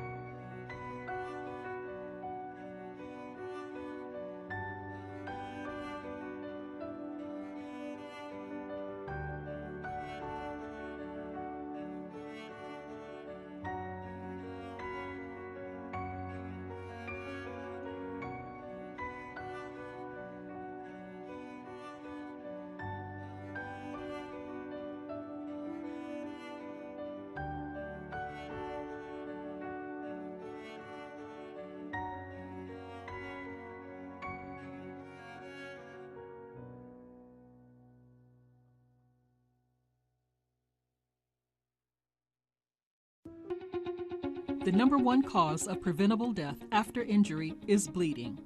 Someone who is severely bleeding can bleed to death in as little as 5 minutes. Minutes count, and your LAFD thanks you for learning how to stop the bleed by following the ABCs. If someone has an injury with blood spurting out of the wound, clothing soaked in blood, bleeding that won't stop, or loss of any part of an arm or leg, you need to act quickly. The first step is A for alert. Have someone call 911. The next step is B for bleeding. Locate the bleeding injury and remove any clothing covering the area so you can see the injury. The final step is C for compress.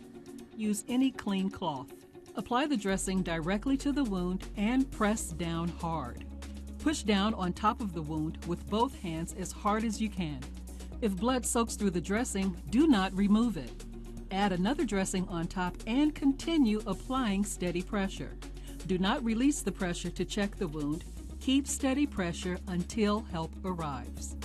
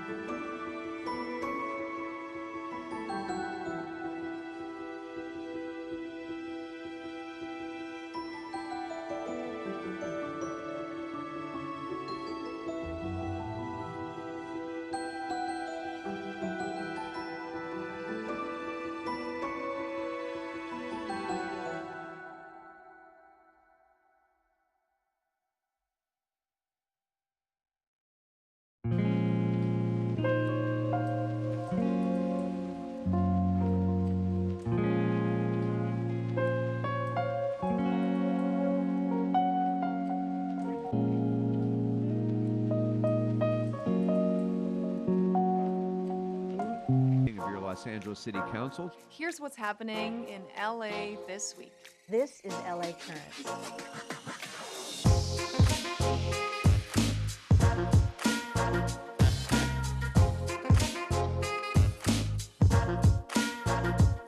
I call on our city to not just dream of the LA we want, but to participate in making the dream come true.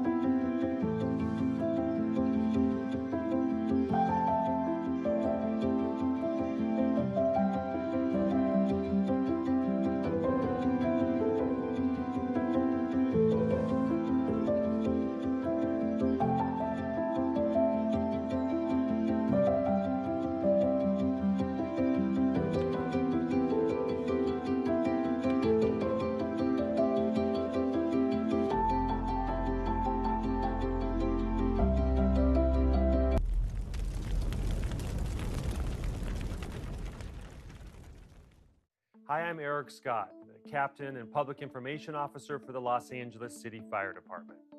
Often people ask us really, what is brush clearance and why is it important? So simply put, brush fires continue to threaten life and property in the very high fire hazard severity zone. So that means areas that are prone to wildfires. And having brush clearance provides us the defensible space to save those lives and property. So particularly when you're clearing all of those ground fuels or the lower vegetation, that really helps us because it'll present what is called the fire ladder. And that's when the fire starts off low on the ground and it starts to climb upward to where it gets spread by winds. So what you might see is an ember would land on the ground, it would ignite the grass that is there, or what we call as light flashy fuel. And then it's gonna jump to those lower hanging limbs or those branches and starts to climb up the tree, ignites that heavier fuel, and that just exasperates the problem. So this requirement does not apply to your healthy fruit trees or privacy hedges or ornamental shrubbery, as long as that's all well maintained, meaning that it's free of all dead and dry material.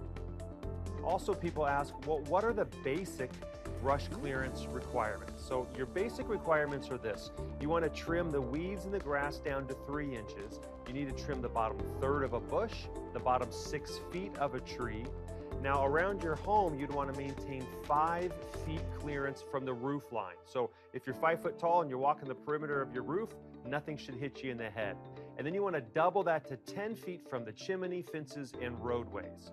And it's important to note that these requirements are all within 200 feet of any structure or home, regardless if that structure or home is on your property or adjoining properties like your neighbors. So it's those areas that need to be clear in order to limit the spread of fire and to provide the defensible space for us firefighters to safely operate. So simply put, we'll provide the offense if you provide the defense. So here's your basic inspection process. It begins with the owner's self-inspection. So you want to compare your native brush and your landscape vegetation on your property with the information that you're going to find in the mailer and also on the lafd.org/brush website. Now, if you have difficulties and you're not able to do that yourself, you can hire a professional who can both understand the information and then apply it to the property that you own. But you want to clear your property as required prior to May 1st this year.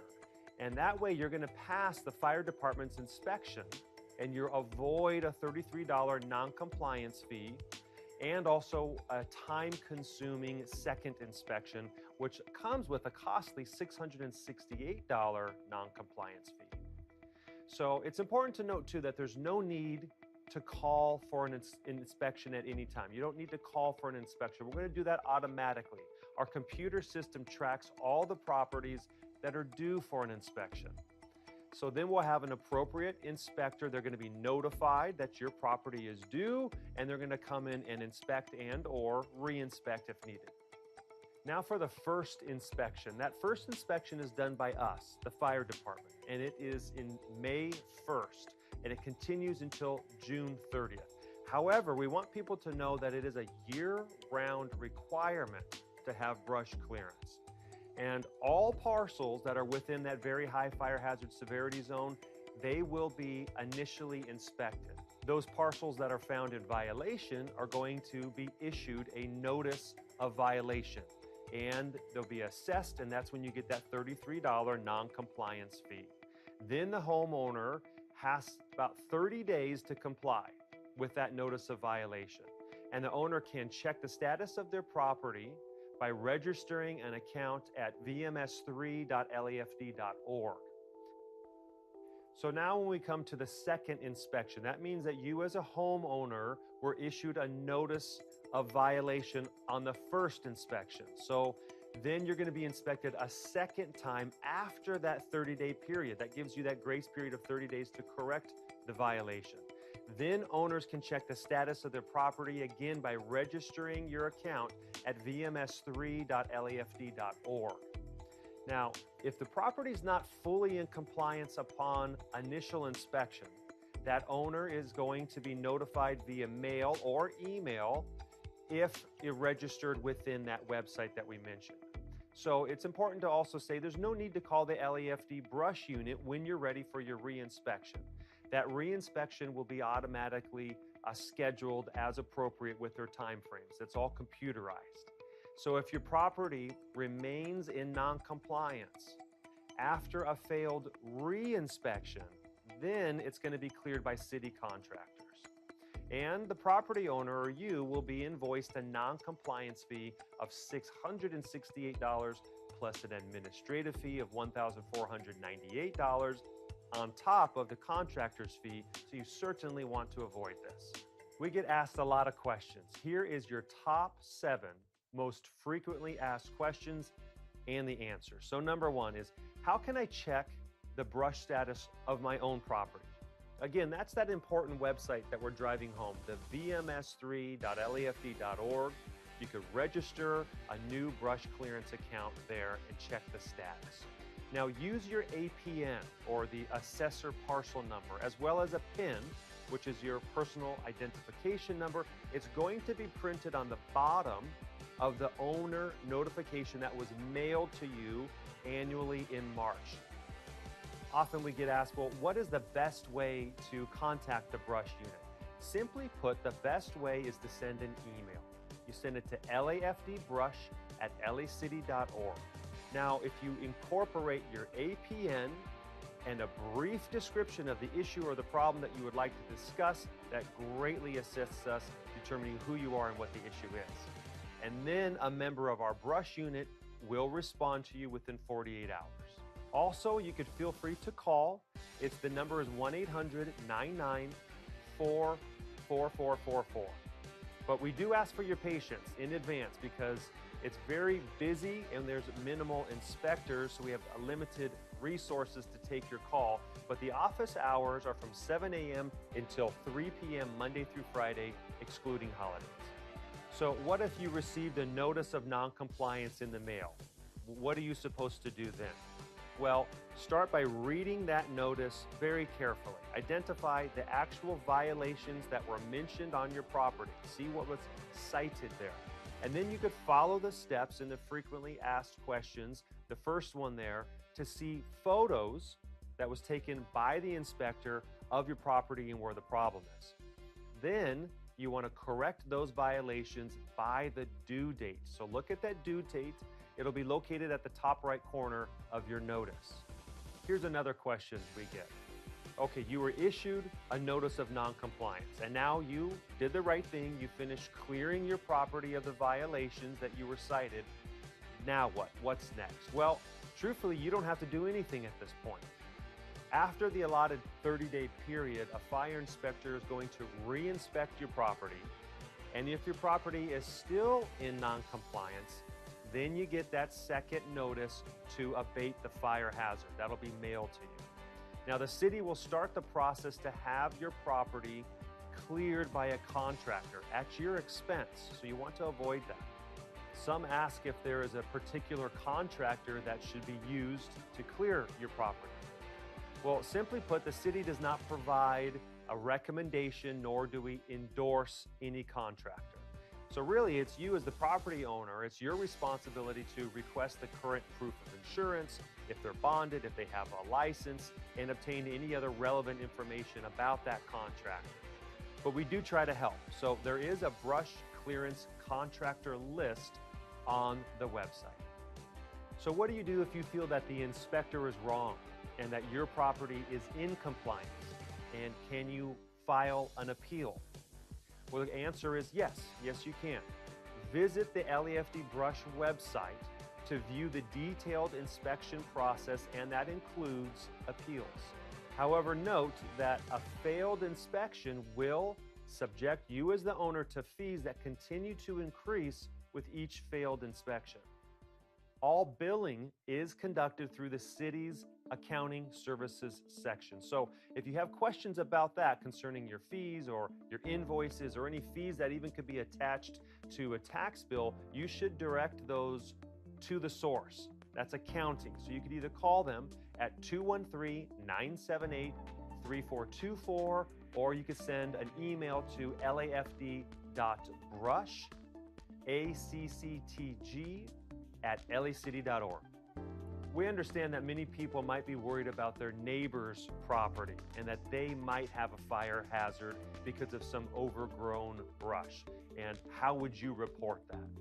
So first off, we want you to know that the fire department wants to hear your concerns so we can provide the clearance necessary for our firefighters to protect your property and your neighborhood. So you can report a brush fire hazard by email to lafdbrush@lacity.org. Now, please make sure that you include the exact location of the brush hazards, the address. If you have the APN, that would be even better. But of course, you need to put a brief description of what the hazards are and where those hazards are on the property. And of course, it's best not to go looking at those hazards on that neighbor's property without permission. You also can make your complaint by phone. That same phone number we provided before to our brush clearance unit is 1-800-994-4444. And again, we welcome your complaint, but remember too that we have limited resources to take your call, and those hours are from 7 a.m. to 3 p.m. Monday through Friday.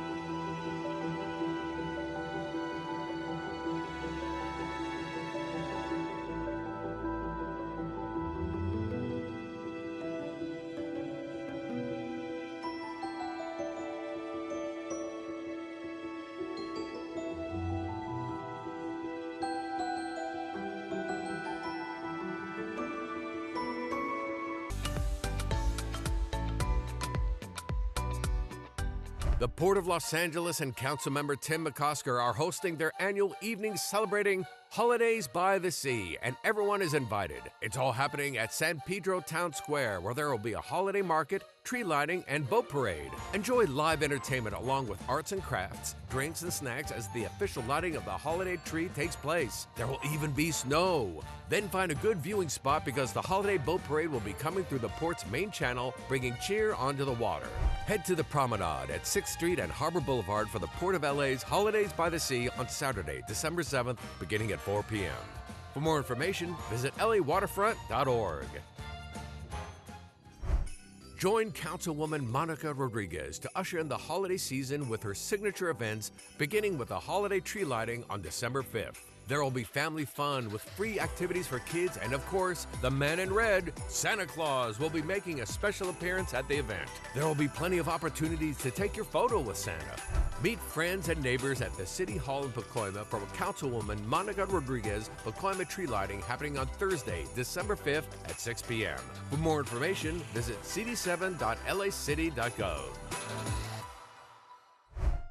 The Banning Museum presents its annual Victorian Christmas on Saturday, December 7th from 12 noon. This beloved Christmas tradition continues at the mansion, which will be open to the public and adorned with holiday decorations. Enjoy a stroll through the living history of the house and grounds. Guests of all ages can enjoy some Victorian fun, including horse-drawn carriage rides, family crafts, caroling, and Victorian dancers. Of course, you can also catch Santa and Mrs. Claus at this Christmas event. 'Tis the season to be jolly.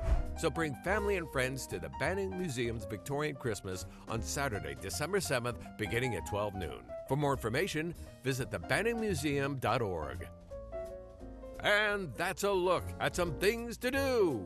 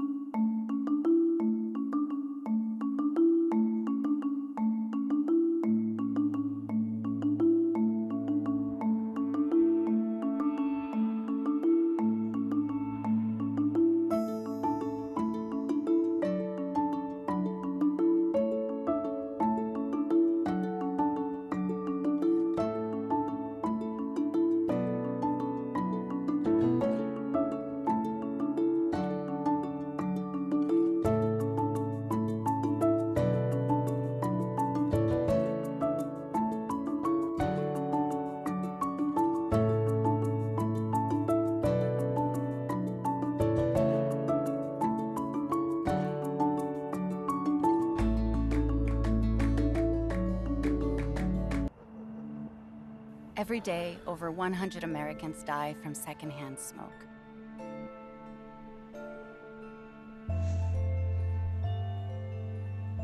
Secondhand smoke in children can cause asthma, ear infections, and increased risk of sudden infant death syndrome. Go to smokefreehomesla.com. Learn how you can protect your home from secondhand smoke.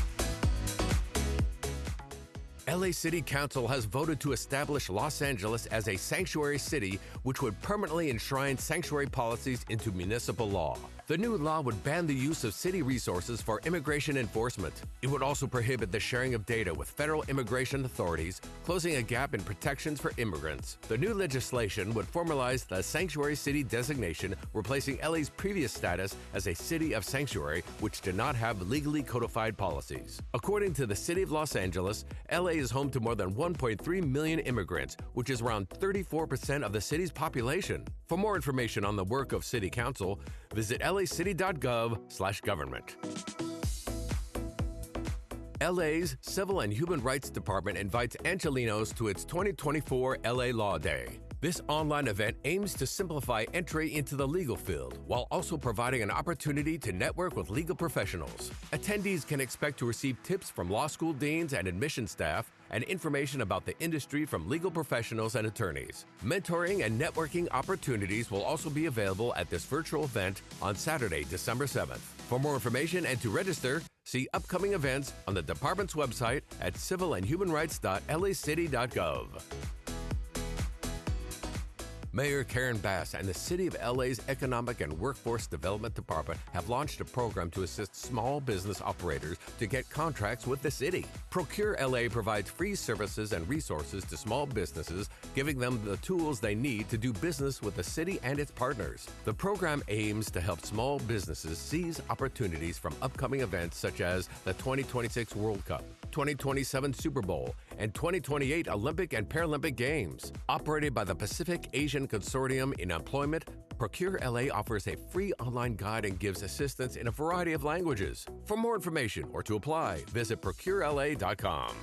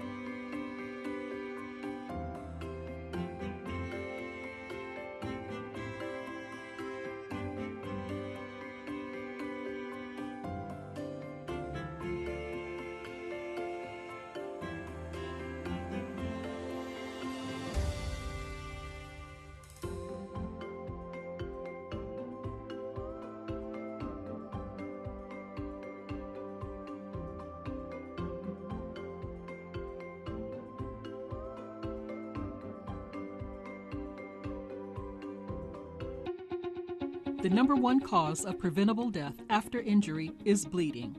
Someone who is severely bleeding can bleed to death in as little as 5 minutes. Minutes count, and your LAFD thanks you for learning how to stop the bleed by following the ABCs. If someone has an injury with blood spurting out of the wound, clothing soaked in blood, bleeding that won't stop, or loss of any part of an arm or leg, you need to act quickly. The first step is A for alert. Have someone call 911. The next step is B for bleeding. Locate the bleeding injury and remove any clothing covering the area so you can see the injury. The final step is C for compress. Use any clean cloth. Apply the dressing directly to the wound and press down hard. Push down on top of the wound with both hands as hard as you can. If blood soaks through the dressing, do not remove it. Add another dressing on top and continue applying steady pressure. Do not release the pressure to check the wound. Keep steady pressure until help arrives.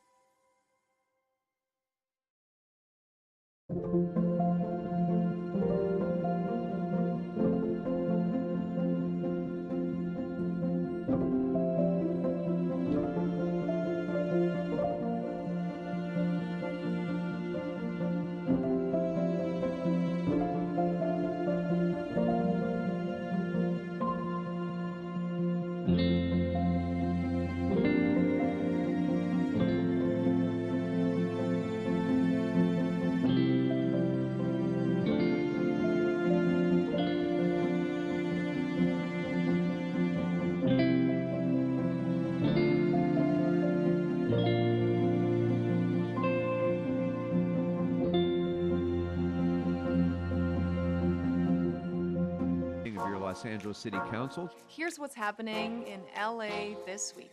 This is LA Currents.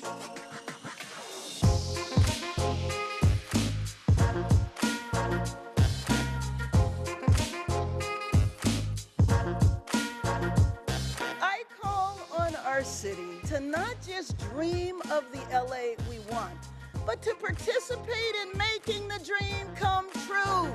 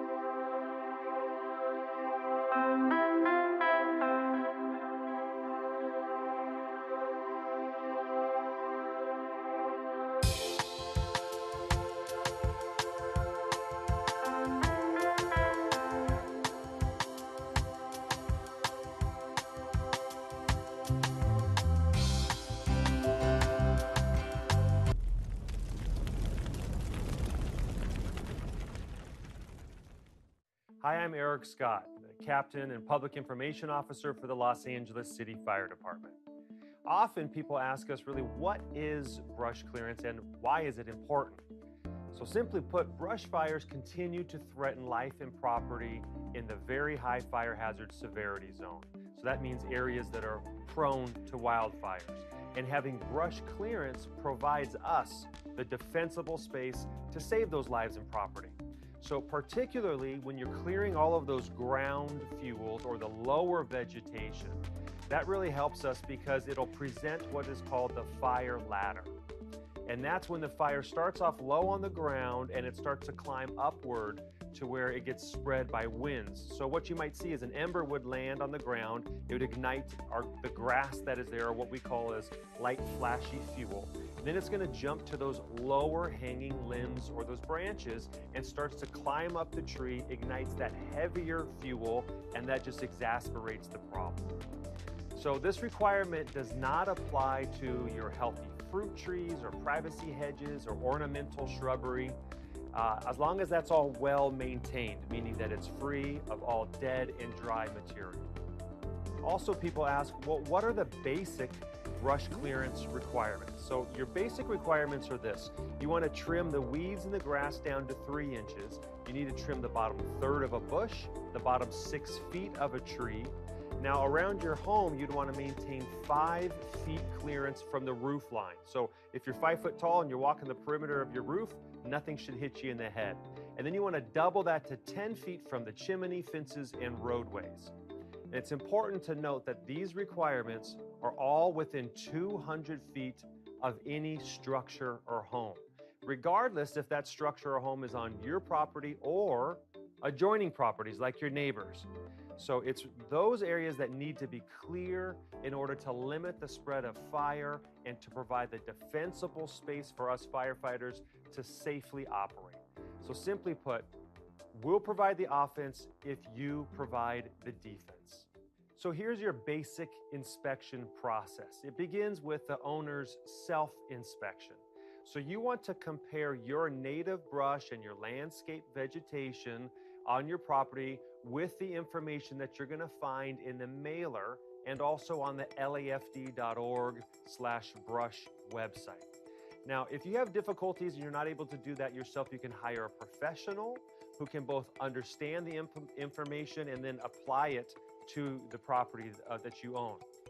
But you want to clear your property as required prior to May 1st this year.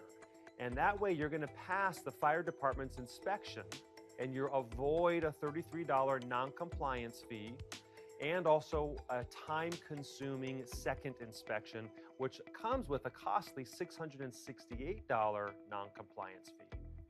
So it's important to note too that there's no need to call for an inspection at any time. You don't need to call for an inspection. We're going to do that automatically. Our computer system tracks all the properties that are due for an inspection. So then we'll have an appropriate inspector. They're going to be notified that your property is due, and they're going to come in and inspect and or re-inspect if needed. Now for the first inspection. That first inspection is done by us, the fire department, and it is in May 1st, and it continues until June 30th. However, we want people to know that it is a year-round requirement to have brush clearance. And all parcels that are within that very high fire hazard severity zone, they will be initially inspected.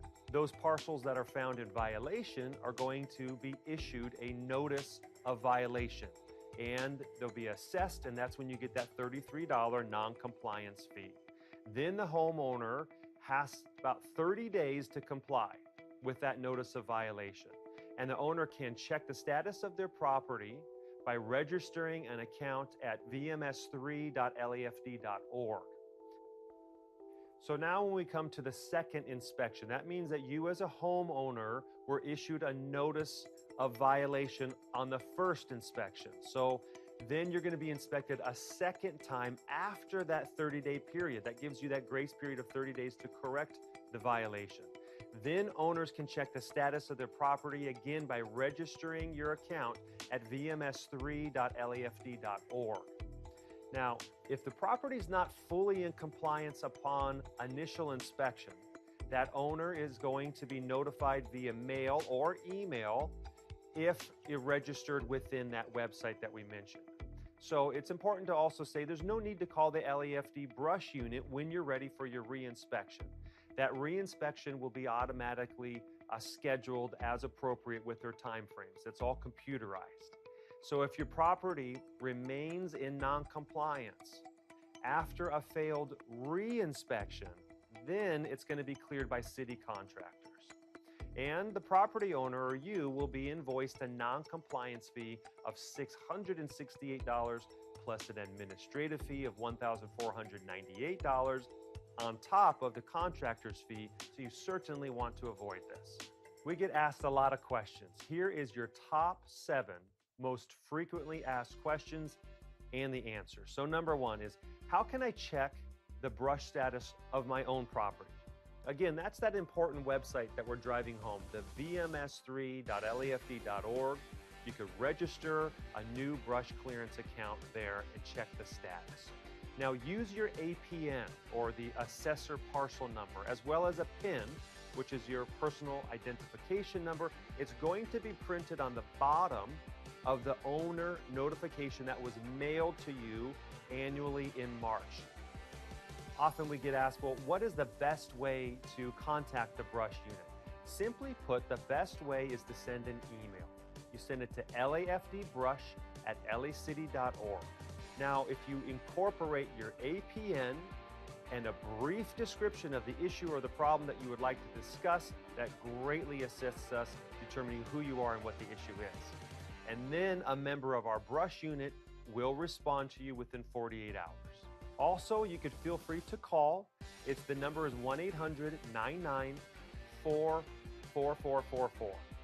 But we do ask for your patience in advance because it's very busy and there's minimal inspectors, so we have limited resources to take your call. But the office hours are from 7 a.m. until 3 p.m. Monday through Friday, excluding holidays. So what if you received a notice of non-compliance in the mail? What are you supposed to do then? Well, start by reading that notice very carefully. Identify the actual violations that were mentioned on your property. See what was cited there. And then you could follow the steps in the frequently asked questions, the first one there, to see photos that was taken by the inspector of your property and where the problem is. Then you want to correct those violations by the due date. So look at that due date. It'll be located at the top right corner of your notice. Here's another question we get. Okay, you were issued a notice of non-compliance, and now you did the right thing. You finished clearing your property of the violations that you were cited. Now what? What's next? Well, truthfully, you don't have to do anything at this point.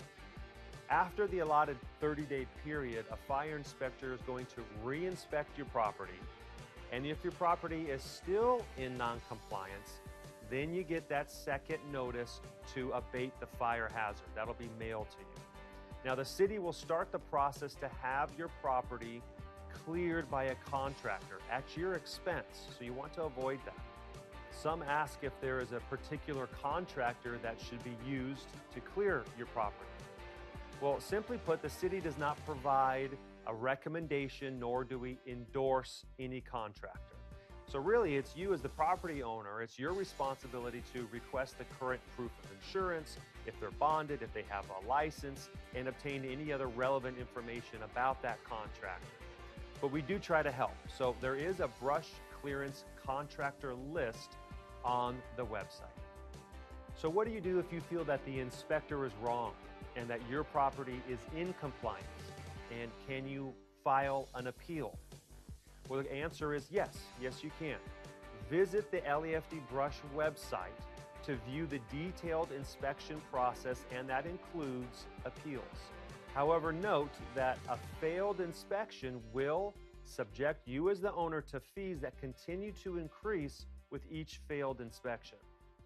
All billing is conducted through the city's accounting services section. So if you have questions about that concerning your fees or your invoices or any fees that even could be attached to a tax bill, you should direct those to the source. That's accounting. So you could either call them at 213-978-3699 3424, or you can send an email to lafd.brush@lacctg@lacity.org. We understand that many people might be worried about their neighbor's property and that they might have a fire hazard because of some overgrown brush. And how would you report that? So first off, we want you to know that the fire department wants to hear your concerns so we can provide the clearance necessary for our firefighters to protect your property and your neighborhood. So you can report a brush fire hazard by email to lafdbrush@lacity.org. Now, please make sure that you include the exact location of the brush hazards, the address. If you have the APN, that would be even better. But of course, you need to put a brief description of what the hazards are and where those hazards are on the property. And of course, it's best not to go looking at those hazards on that neighbor's property without permission. You also can make your complaint by phone. That same phone number we provided before to our brush clearance unit is 1-800-994-4444.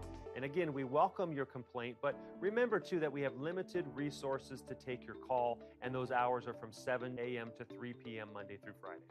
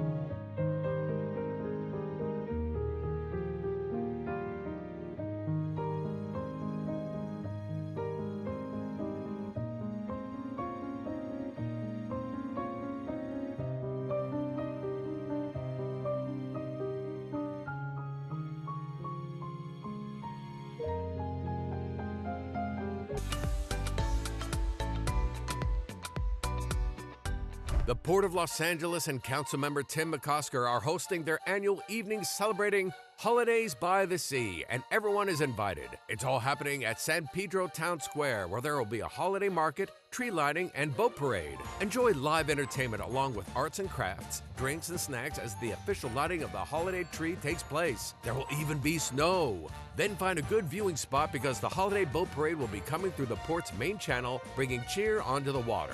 Head to the promenade at 6th Street and Harbor Boulevard for the Port of LA's Holidays by the Sea on Saturday, December 7th, beginning at 4 p.m. For more information, visit lawaterfront.org. Join Councilwoman Monica Rodriguez to usher in the holiday season with her signature events, beginning with a holiday tree lighting on December 5th. There will be family fun with free activities for kids, and of course, the man in red, Santa Claus, will be making a special appearance at the event. There will be plenty of opportunities to take your photo with Santa. Meet friends and neighbors at the City Hall in Pacoima for Councilwoman Monica Rodriguez Pacoima tree lighting happening on Thursday, December 5th at 6 p.m. For more information, visit cd7.lacity.gov. The Banning Museum presents its annual Victorian Christmas on Saturday, December 7th from 12 noon. This beloved Christmas tradition continues at the mansion, which will be open to the public and adorned with holiday decorations. Enjoy a stroll through the living history of the house and grounds. Guests of all ages can enjoy some Victorian fun, including horse-drawn carriage rides, family crafts, caroling, and Victorian dancers. Of course, you can also catch Santa and Mrs. Claus at this Christmas event. 'Tis the season to be jolly. So bring family and friends to the Banning Museum's Victorian Christmas on Saturday, December 7th, beginning at 12 noon. For more information, visit thebanningmuseum.org. And that's a look at some things to do.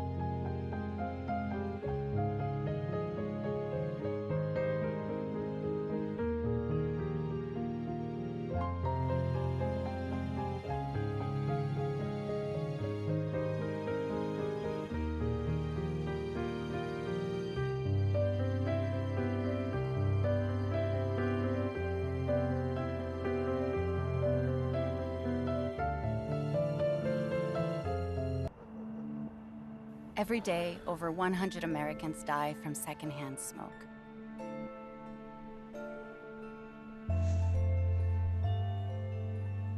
Secondhand smoke in children can cause asthma, ear infections, and increased risk of sudden infant death syndrome.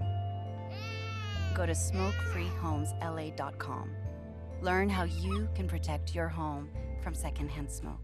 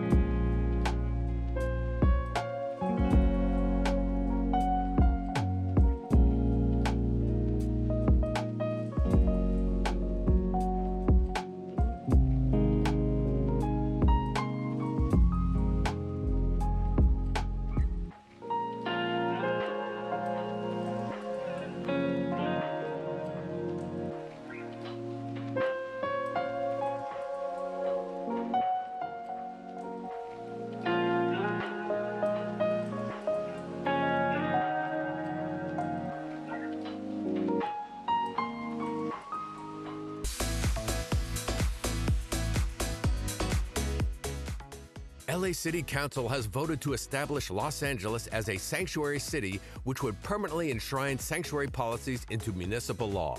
The new law would ban the use of city resources for immigration enforcement. It would also prohibit the sharing of data with federal immigration authorities, closing a gap in protections for immigrants. The new legislation would formalize the sanctuary city designation, replacing LA's previous status as a city of sanctuary, which did not have legally codified policies. According to the City of Los Angeles, LA is home to more than 1.3 million immigrants, which is around 34% of the city's population. For more information on the work of City Council, visit lacity.gov/government.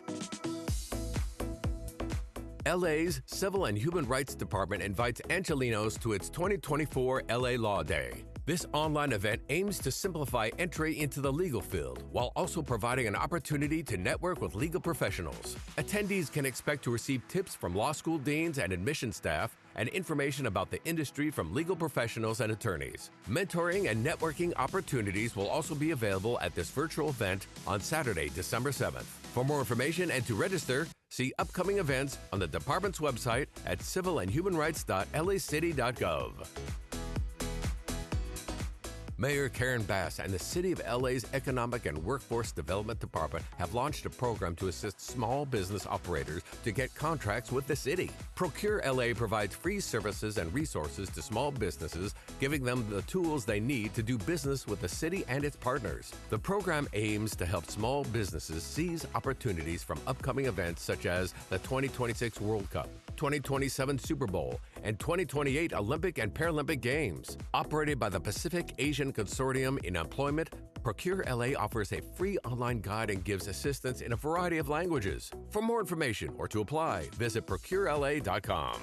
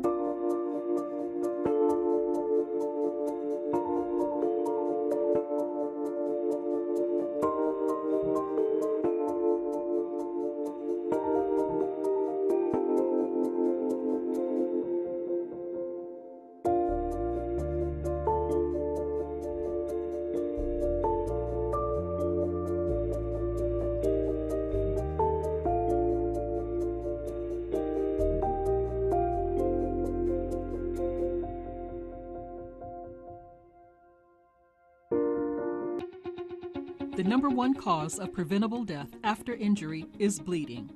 Someone who is severely bleeding can bleed to death in as little as 5 minutes. Minutes count, and your LAFD thanks you for learning how to stop the bleed by following the ABCs. If someone has an injury with blood spurting out of the wound, clothing soaked in blood, bleeding that won't stop, or loss of any part of an arm or leg, you need to act quickly. The first step is A for alert. Have someone call 911. The next step is B for bleeding. Locate the bleeding injury and remove any clothing covering the area so you can see the injury. The final step is C for compress. Use any clean cloth. Apply the dressing directly to the wound and press down hard. Push down on top of the wound with both hands as hard as you can. If blood soaks through the dressing, do not remove it. Add another dressing on top and continue applying steady pressure. Do not release the pressure to check the wound. Keep steady pressure until help arrives.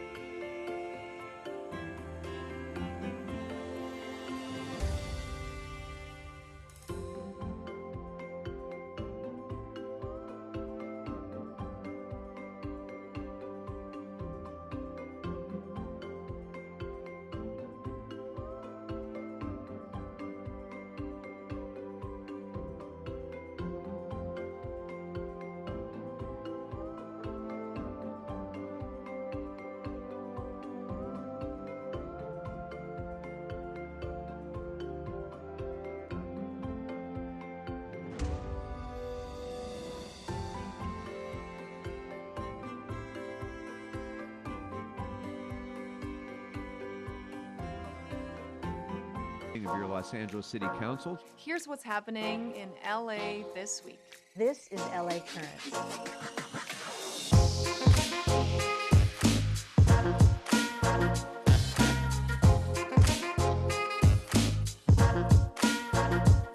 I call on our city to not just dream of the LA we want, but to participate in making the dream come true.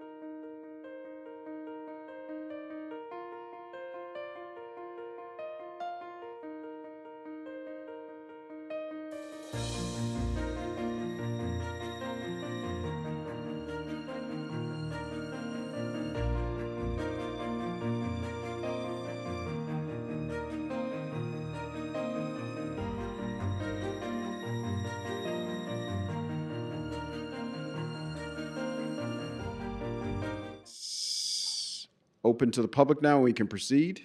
Madam Clerk? Mr. President, shall I call the roll? Yes. Blumenfield, De Leon, Harris Dawson, Hernandez, Hutt, Krikorian, Lee, McCosker, Padilla, Park, Price, Rahman, Rodriguez, Soto Martinez, Yaroslavsky, 13 members present and a quorum, Mr. President. All right, City Attorney, what's before us? So before we make a determination on whether or not there's anything to announce from closed session, I recommend that council vote on the underlying lease for Bonsef Helenet. All right, that item is now before us. Let's open the roll, close the roll, tabulate the vote. 12 ayes, 1 no.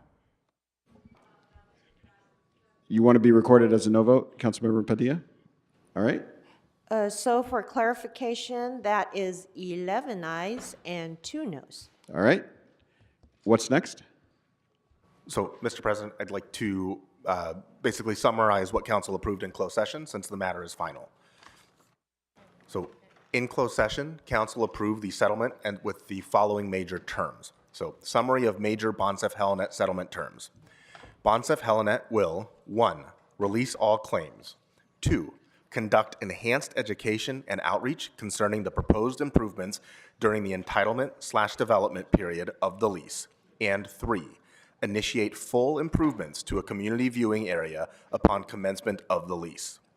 In exchange, the city/Los Angeles World Airports, LAWA, will 1. Approve the disputed lease for 16231 Waterman Drive at the Van Nuys Airport. Regarding improvements at the site, Bonsef Helenet's improvements must comply with any then applicable Van Nuys Airport specific plan, including any specific plan that may come into existence prior to the submission of applications for entitlements. The city reserves complete and unfettered discretion to consider and adopt all mitigation measures for any proposed improvements at the site and all alternatives.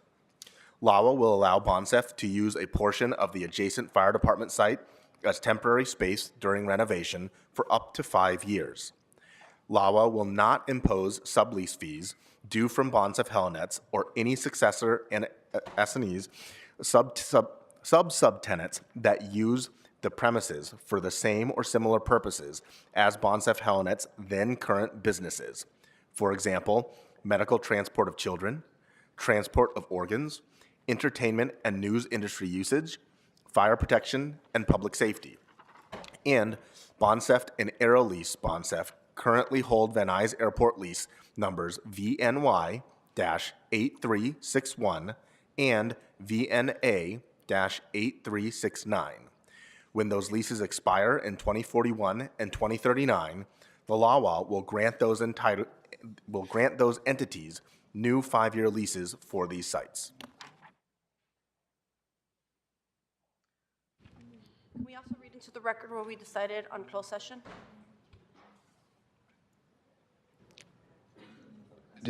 disclosure of vote what we count to be decided read. in closed session? For the vote count to be read, please.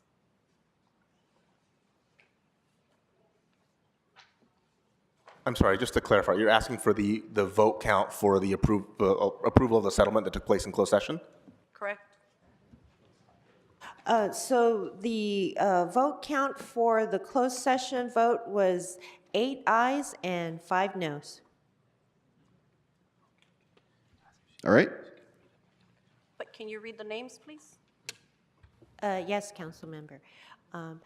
Councilmember Blumenfield voted no. Councilmember De Leon voted no. Councilmember Harris Dawson voted yes. Councilmember Hernandez voted yes. Councilmember Krikorian voted yes. Councilmember Lee voted yes. Councilmember McCosker voted yes. Councilmember Padilla voted no. Councilmember Price voted yes. Councilmember Rahman voted yes. Councilmember Rodriguez voted no. Councilmember Soto Martinez voted no. And Councilmember Yaroslavsky voted yes. All right? All right. So what's next? Next would be item number 14, and that was amended by motion Rahman Harris Dawson, and Councilmember Rahman had comments. Councilmember Rahman.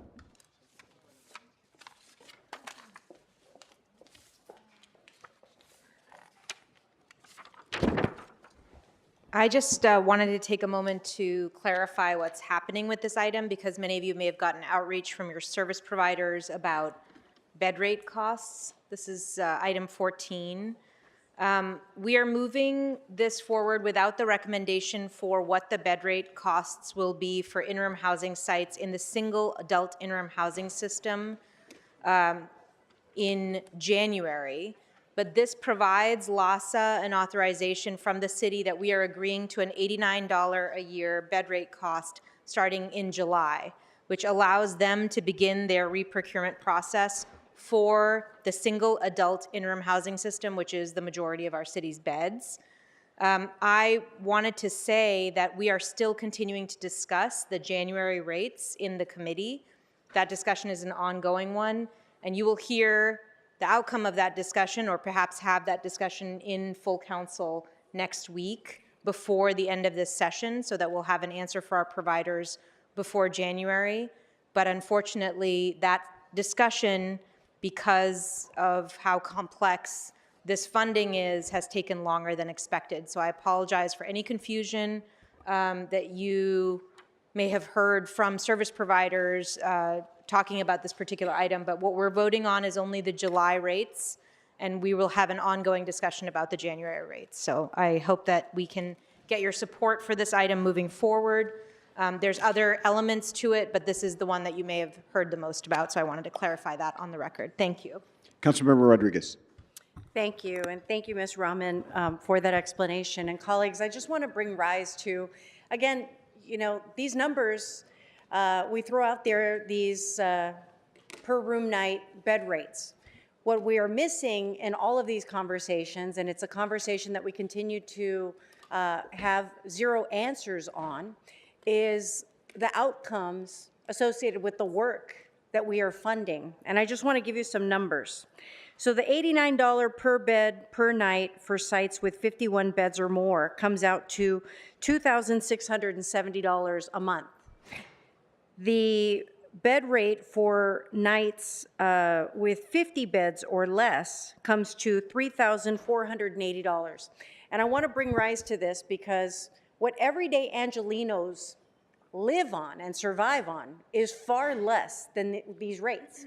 And yet, we can never get straight answers from LAHSA about the occupancy associated with some of these rates that we're paying. We've got no receipts. And oh, by the way, I want to bring rise to the fact that it was just released about a week and a half ago that LAHSA front-funded over $50 million of taxpayer money with zero contracts, zero report backs, and outcomes associated with their work. And so I bring rise to this because as we approve these bed rates, you have to remember that we are talking about the people's money, and it doesn't matter if it is administrated through LAHSA or it's administrated through the housing department or Inside Safe. There is a lack of accountability associated with all of these funds and a lack of transparency with respect to what the outcomes are associated with this work. And at a time when we continue to be pressed with and strained financially as a city, and we've had these conversations, what continues to be given a pass is all of the service providers or those that are to be held accountable, or to those that are responsible to hold those agencies accountable for the outcomes associated with their work.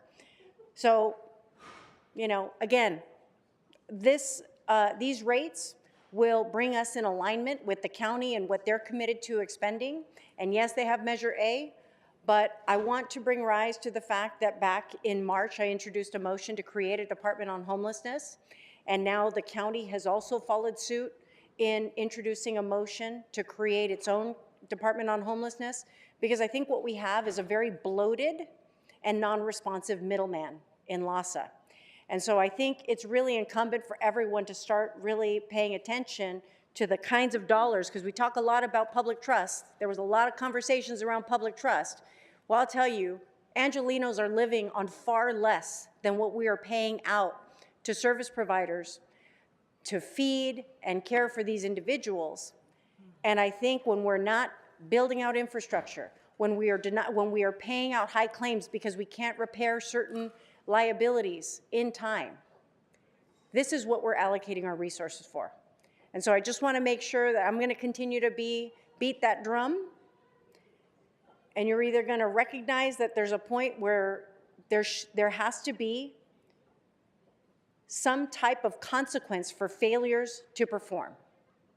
But what continues to happen is a rubber stamping of all of this money without greater accountability and oversight. And I think that's a really big problem that this council really needs to dig in on, to have really comprehensive conversations and eventually separate ourselves from LAHSA, because I think it's a bloated entity that is taking our resources both from the county and the city taxpayers, and we are getting no greater transparency or outcomes associated with that work. Thank you. Councilmember Rahman. All right. Seeing no other speakers on the queue, let's open the roll on this item, close the roll, tabulate the vote. 13 ayes. All right, what's next?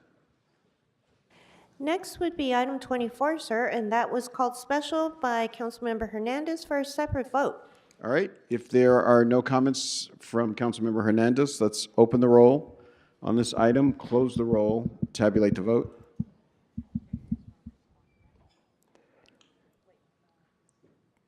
$11 ayes, 2 noes. All right, what's next? Next would be item 26, and that was an amendment and via motion De Leon Blumenfield. All right, seeing no comments from members, let's open the roll on this item, close the roll, tabulate the vote. 12 ayes. All right, what's next? And finally, Mr. McCosker called 49 and 50 special. All right, Councilmember McCosker. Thank you very much, Mr. President. Deference to the time. I will just say that these are amendments to the West Harbor project in the port. Item 49 deals with some technical amendments that are important to the port, but item 50, more importantly, is an assignment of the lease for financing purposes. It's belts and suspenders. It's something I think that could have been done at the commission level, but out of an abundance of caution, unfortunately, we had to jump through many, many hoops, and it's here before us. I will urge, and I vote, I will also urge, because of those hoops, that this matter be, both matters, 49 and 50, be sent forthwith. Thank you. All right, seeing no other comments on this item, let's open the roll, close the roll, tabulate the vote. 12 ayes. Mr. President, in addition to the forthwith request for item 49 and 50, there are other requests for forthwith today, and those would be items 26, 27, 28, 30, 34, and 43, sir. All right. Without objection, that'll be the order. What's next? Council has motions for posting and referral. They are posted and referred. Mr. President, it came to my attention that 44 should also be sent forthwith, sir. Yes, without objection. Okay. Council has motions for posting and referral. They are posted and referred. The desk is clear, sir. All right, announcements, members. Announcements to my left. Councilmember Hernandez? No? All right. I'll ask everybody in the chambers to rise for adjourning motions. Councilmember Hernandez. Thank you, Council President. Colleagues, I rise to adjourn today's council meeting in honor of Clariobaldo Zavala. Clariobaldo Zavala was a Highland Park resident through and through, a true son of his neighborhood, its streets and spirit woven into his very being. Born on December 5th, 1991, Clario's journey through life began in the heart of Highland Park, where he attended Yorkdale Elementary, Burbank Middle School, and Benjamin Franklin High School. He excelled as a magnet student, poured his heart into the marching band and drumline, and helped lead the first academic decathlon team from his school to nationals. His academic excellence took him eastward to Franklin and Marshall College in Pennsylvania, where he would continue his studies. Clario possessed an entrepreneurial soul that found expression across Northeast Los Angeles, where he threw himself into running family businesses. From lively restaurants to bustling apartment complexes and vibrant event venues, Clario's touch was everywhere. He brought life to each project, fueling it with dedication and community spirit. In his last role, he took a mom-and-pop business and grew it until it generated more than $1 million annually. Music ran through Clario's veins. He was a true artist who nurtured Highland Park's underground ska and metal music scene. As a percussionist with his own band, Gato Negro, and with other local groups, he brought people together in harmony and sound. Clario's inclusiveness was revolutionary, yet understated, embracing friends and strangers alike without bounds. His home was a sanctuary and his life a testament to inclusivity long before the world had a name for it. More than anything, Clario was devoted to his family. He was a son, a brother, an uncle, each title held deeply and with pride. Yet among all the roles he held, his favorites were uncle and godfather. Clario cherished his nieces and goddaughter, taking pride in their lives and accomplishments, celebrating every milestone with boundless love. To those who knew him, and I knew him almost my entire life, Clario was many things: an artist, musician, entrepreneur. But his legacy is best remembered in the love he shared, the laughter he spread, and the community he fostered. He was simply and beautifully Clario. May Clario rest in the warm embrace of our ancestors, and may his spirit live on in all those he impacted in his lifetime. And I would like to read it in Spanish for his mom, please. Thank you. Colegas, hoy me levanto para cerrar la sesión del Consejo en honor de Clariobaldo Zavala. Clariobaldo Zavala fue un residente de Highland Park en toda la extensión de la palabra, un verdadero hijo de su barrio, cuyas calles y espíritu estaban entrelazados en su esencia. Nacido el 5 de diciembre de 1991, el camino de Clario comenzó en el corazón de Highland Park, donde asistió a Yorkdale Elementary, Burbank Middle School y a Benjamin Franklin High School. Destacado como estudiante del programa Magnet, se entregó a lo máximo a la banda de marcha y a la línea de percusión, y ayudó a llevar al primer equipo de decatlón académico de su escuela a la competencia nacional. Su excelencia académica lo llevó al este, a la escuela Franklin y Marshall College en Pennsylvania, donde continuó sus estudios. Clario tenía un espíritu emprendedor que dejó huella en todo el noreste de Los Ángeles, donde se dedicó con pasión a dirigir los negocios familiares. Desde animados restaurantes hasta complejos de apartamentos llenos de vida y vibrantes lugares de eventos, La influencia de Clario se sentía en cada proyecto. Dedicaba su energía y su espíritu comunitario a cada uno de ellos. En su último rol, tomó un pequeño negocio familiar y lo transformó en una empresa que generaba más de $1 millón al año. La música corría por las venas de Clario. Era un verdadero artista que nutrió la escena musical underground de ska y metal en Highland Park. Como percusionista de su banda Gato Negro y otros grupos locales, Clario logró reunir a las personas en armonía y ritmo. La inclusividad de Clario era revolucionaria, pero subestimada. Aceptaba a amigos y desconocidos por igual, sin límites ni perjuicios. Su hogar era un santuario y su vida un testimonio de inclusión antes de que el mundo siquiera le pusiera nombre. Más que nada, Clario era devotado a su familia. Fue un hijo, un hermano, un tío. Cada uno de estos roles los asumió con orgullo y amor. Sin embargo, entre todos ellos, sus favoritos eran ser tío y padrino. Clario adoraba a sus sobrinas y a su ahijada, celebrando cada uno de sus logros y momentos importantes con un amor infinito. Para que quienes lo conocieron, Clario fue muchas cosas: artista, músico, emprendedor. Pero su legado se recuerda mejor en el amor que compartió, las risas que provocó y a la comunidad que construyó. Él era sencilla y hermosamente Clario. Que Clario descanse en el cálido abrazo de nuestros ancestros y que su espíritu vive en todas las personas a las que tocó durante esta vida. Gracias. Thank you, Council President. Thank you, colleagues. Councilmember Lee. Apologize, Mr. President. I just looked down at the time. We're going to move back Plum Committee 15 minutes to 2:15. Okay. Mr. Krikorian. Thank you very much, Mr. President. Members, I rise to ask that we adjourn today's meeting in memory of a legend of Los Angeles sports, Coach John Robinson, who died last month at the age of 89 at his home in Baton Rouge, Louisiana.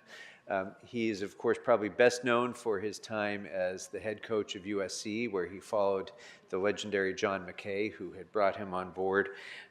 And he went on to coach the Trojans to 5 conference titles, 4 Rose Bowl victories, and the 1978 national championship, with a overall record of 104 wins, 35 losses, and 4 ties. He then went on to coach the Los Angeles Rams before they departed Los Angeles for St. Louis. And as coach of the Rams, he took the team to the playoffs in 6 of his first 7 seasons. He was, a legend of Los Angeles sports, and even coached 2 winners of the Heisman Trophy, running backs Marcus Allen and Charles White. So those of us who are USC fans wax nostalgic about the golden days of USC football under Coach John Robinson. He is survived by his wife Beverly, his daughters Terry Medina and Lynn Sierra, his sons David and Chris, 2 stepchildren, Jennifer Bowl and Jeffrey Azell, and 10 grandchildren. May Coach John Robinson rest in peace. Fight on, Coach. Thank you so much. Any adjourning motions to my right? All right, with that, we are adjourned. Thank you so much, everybody.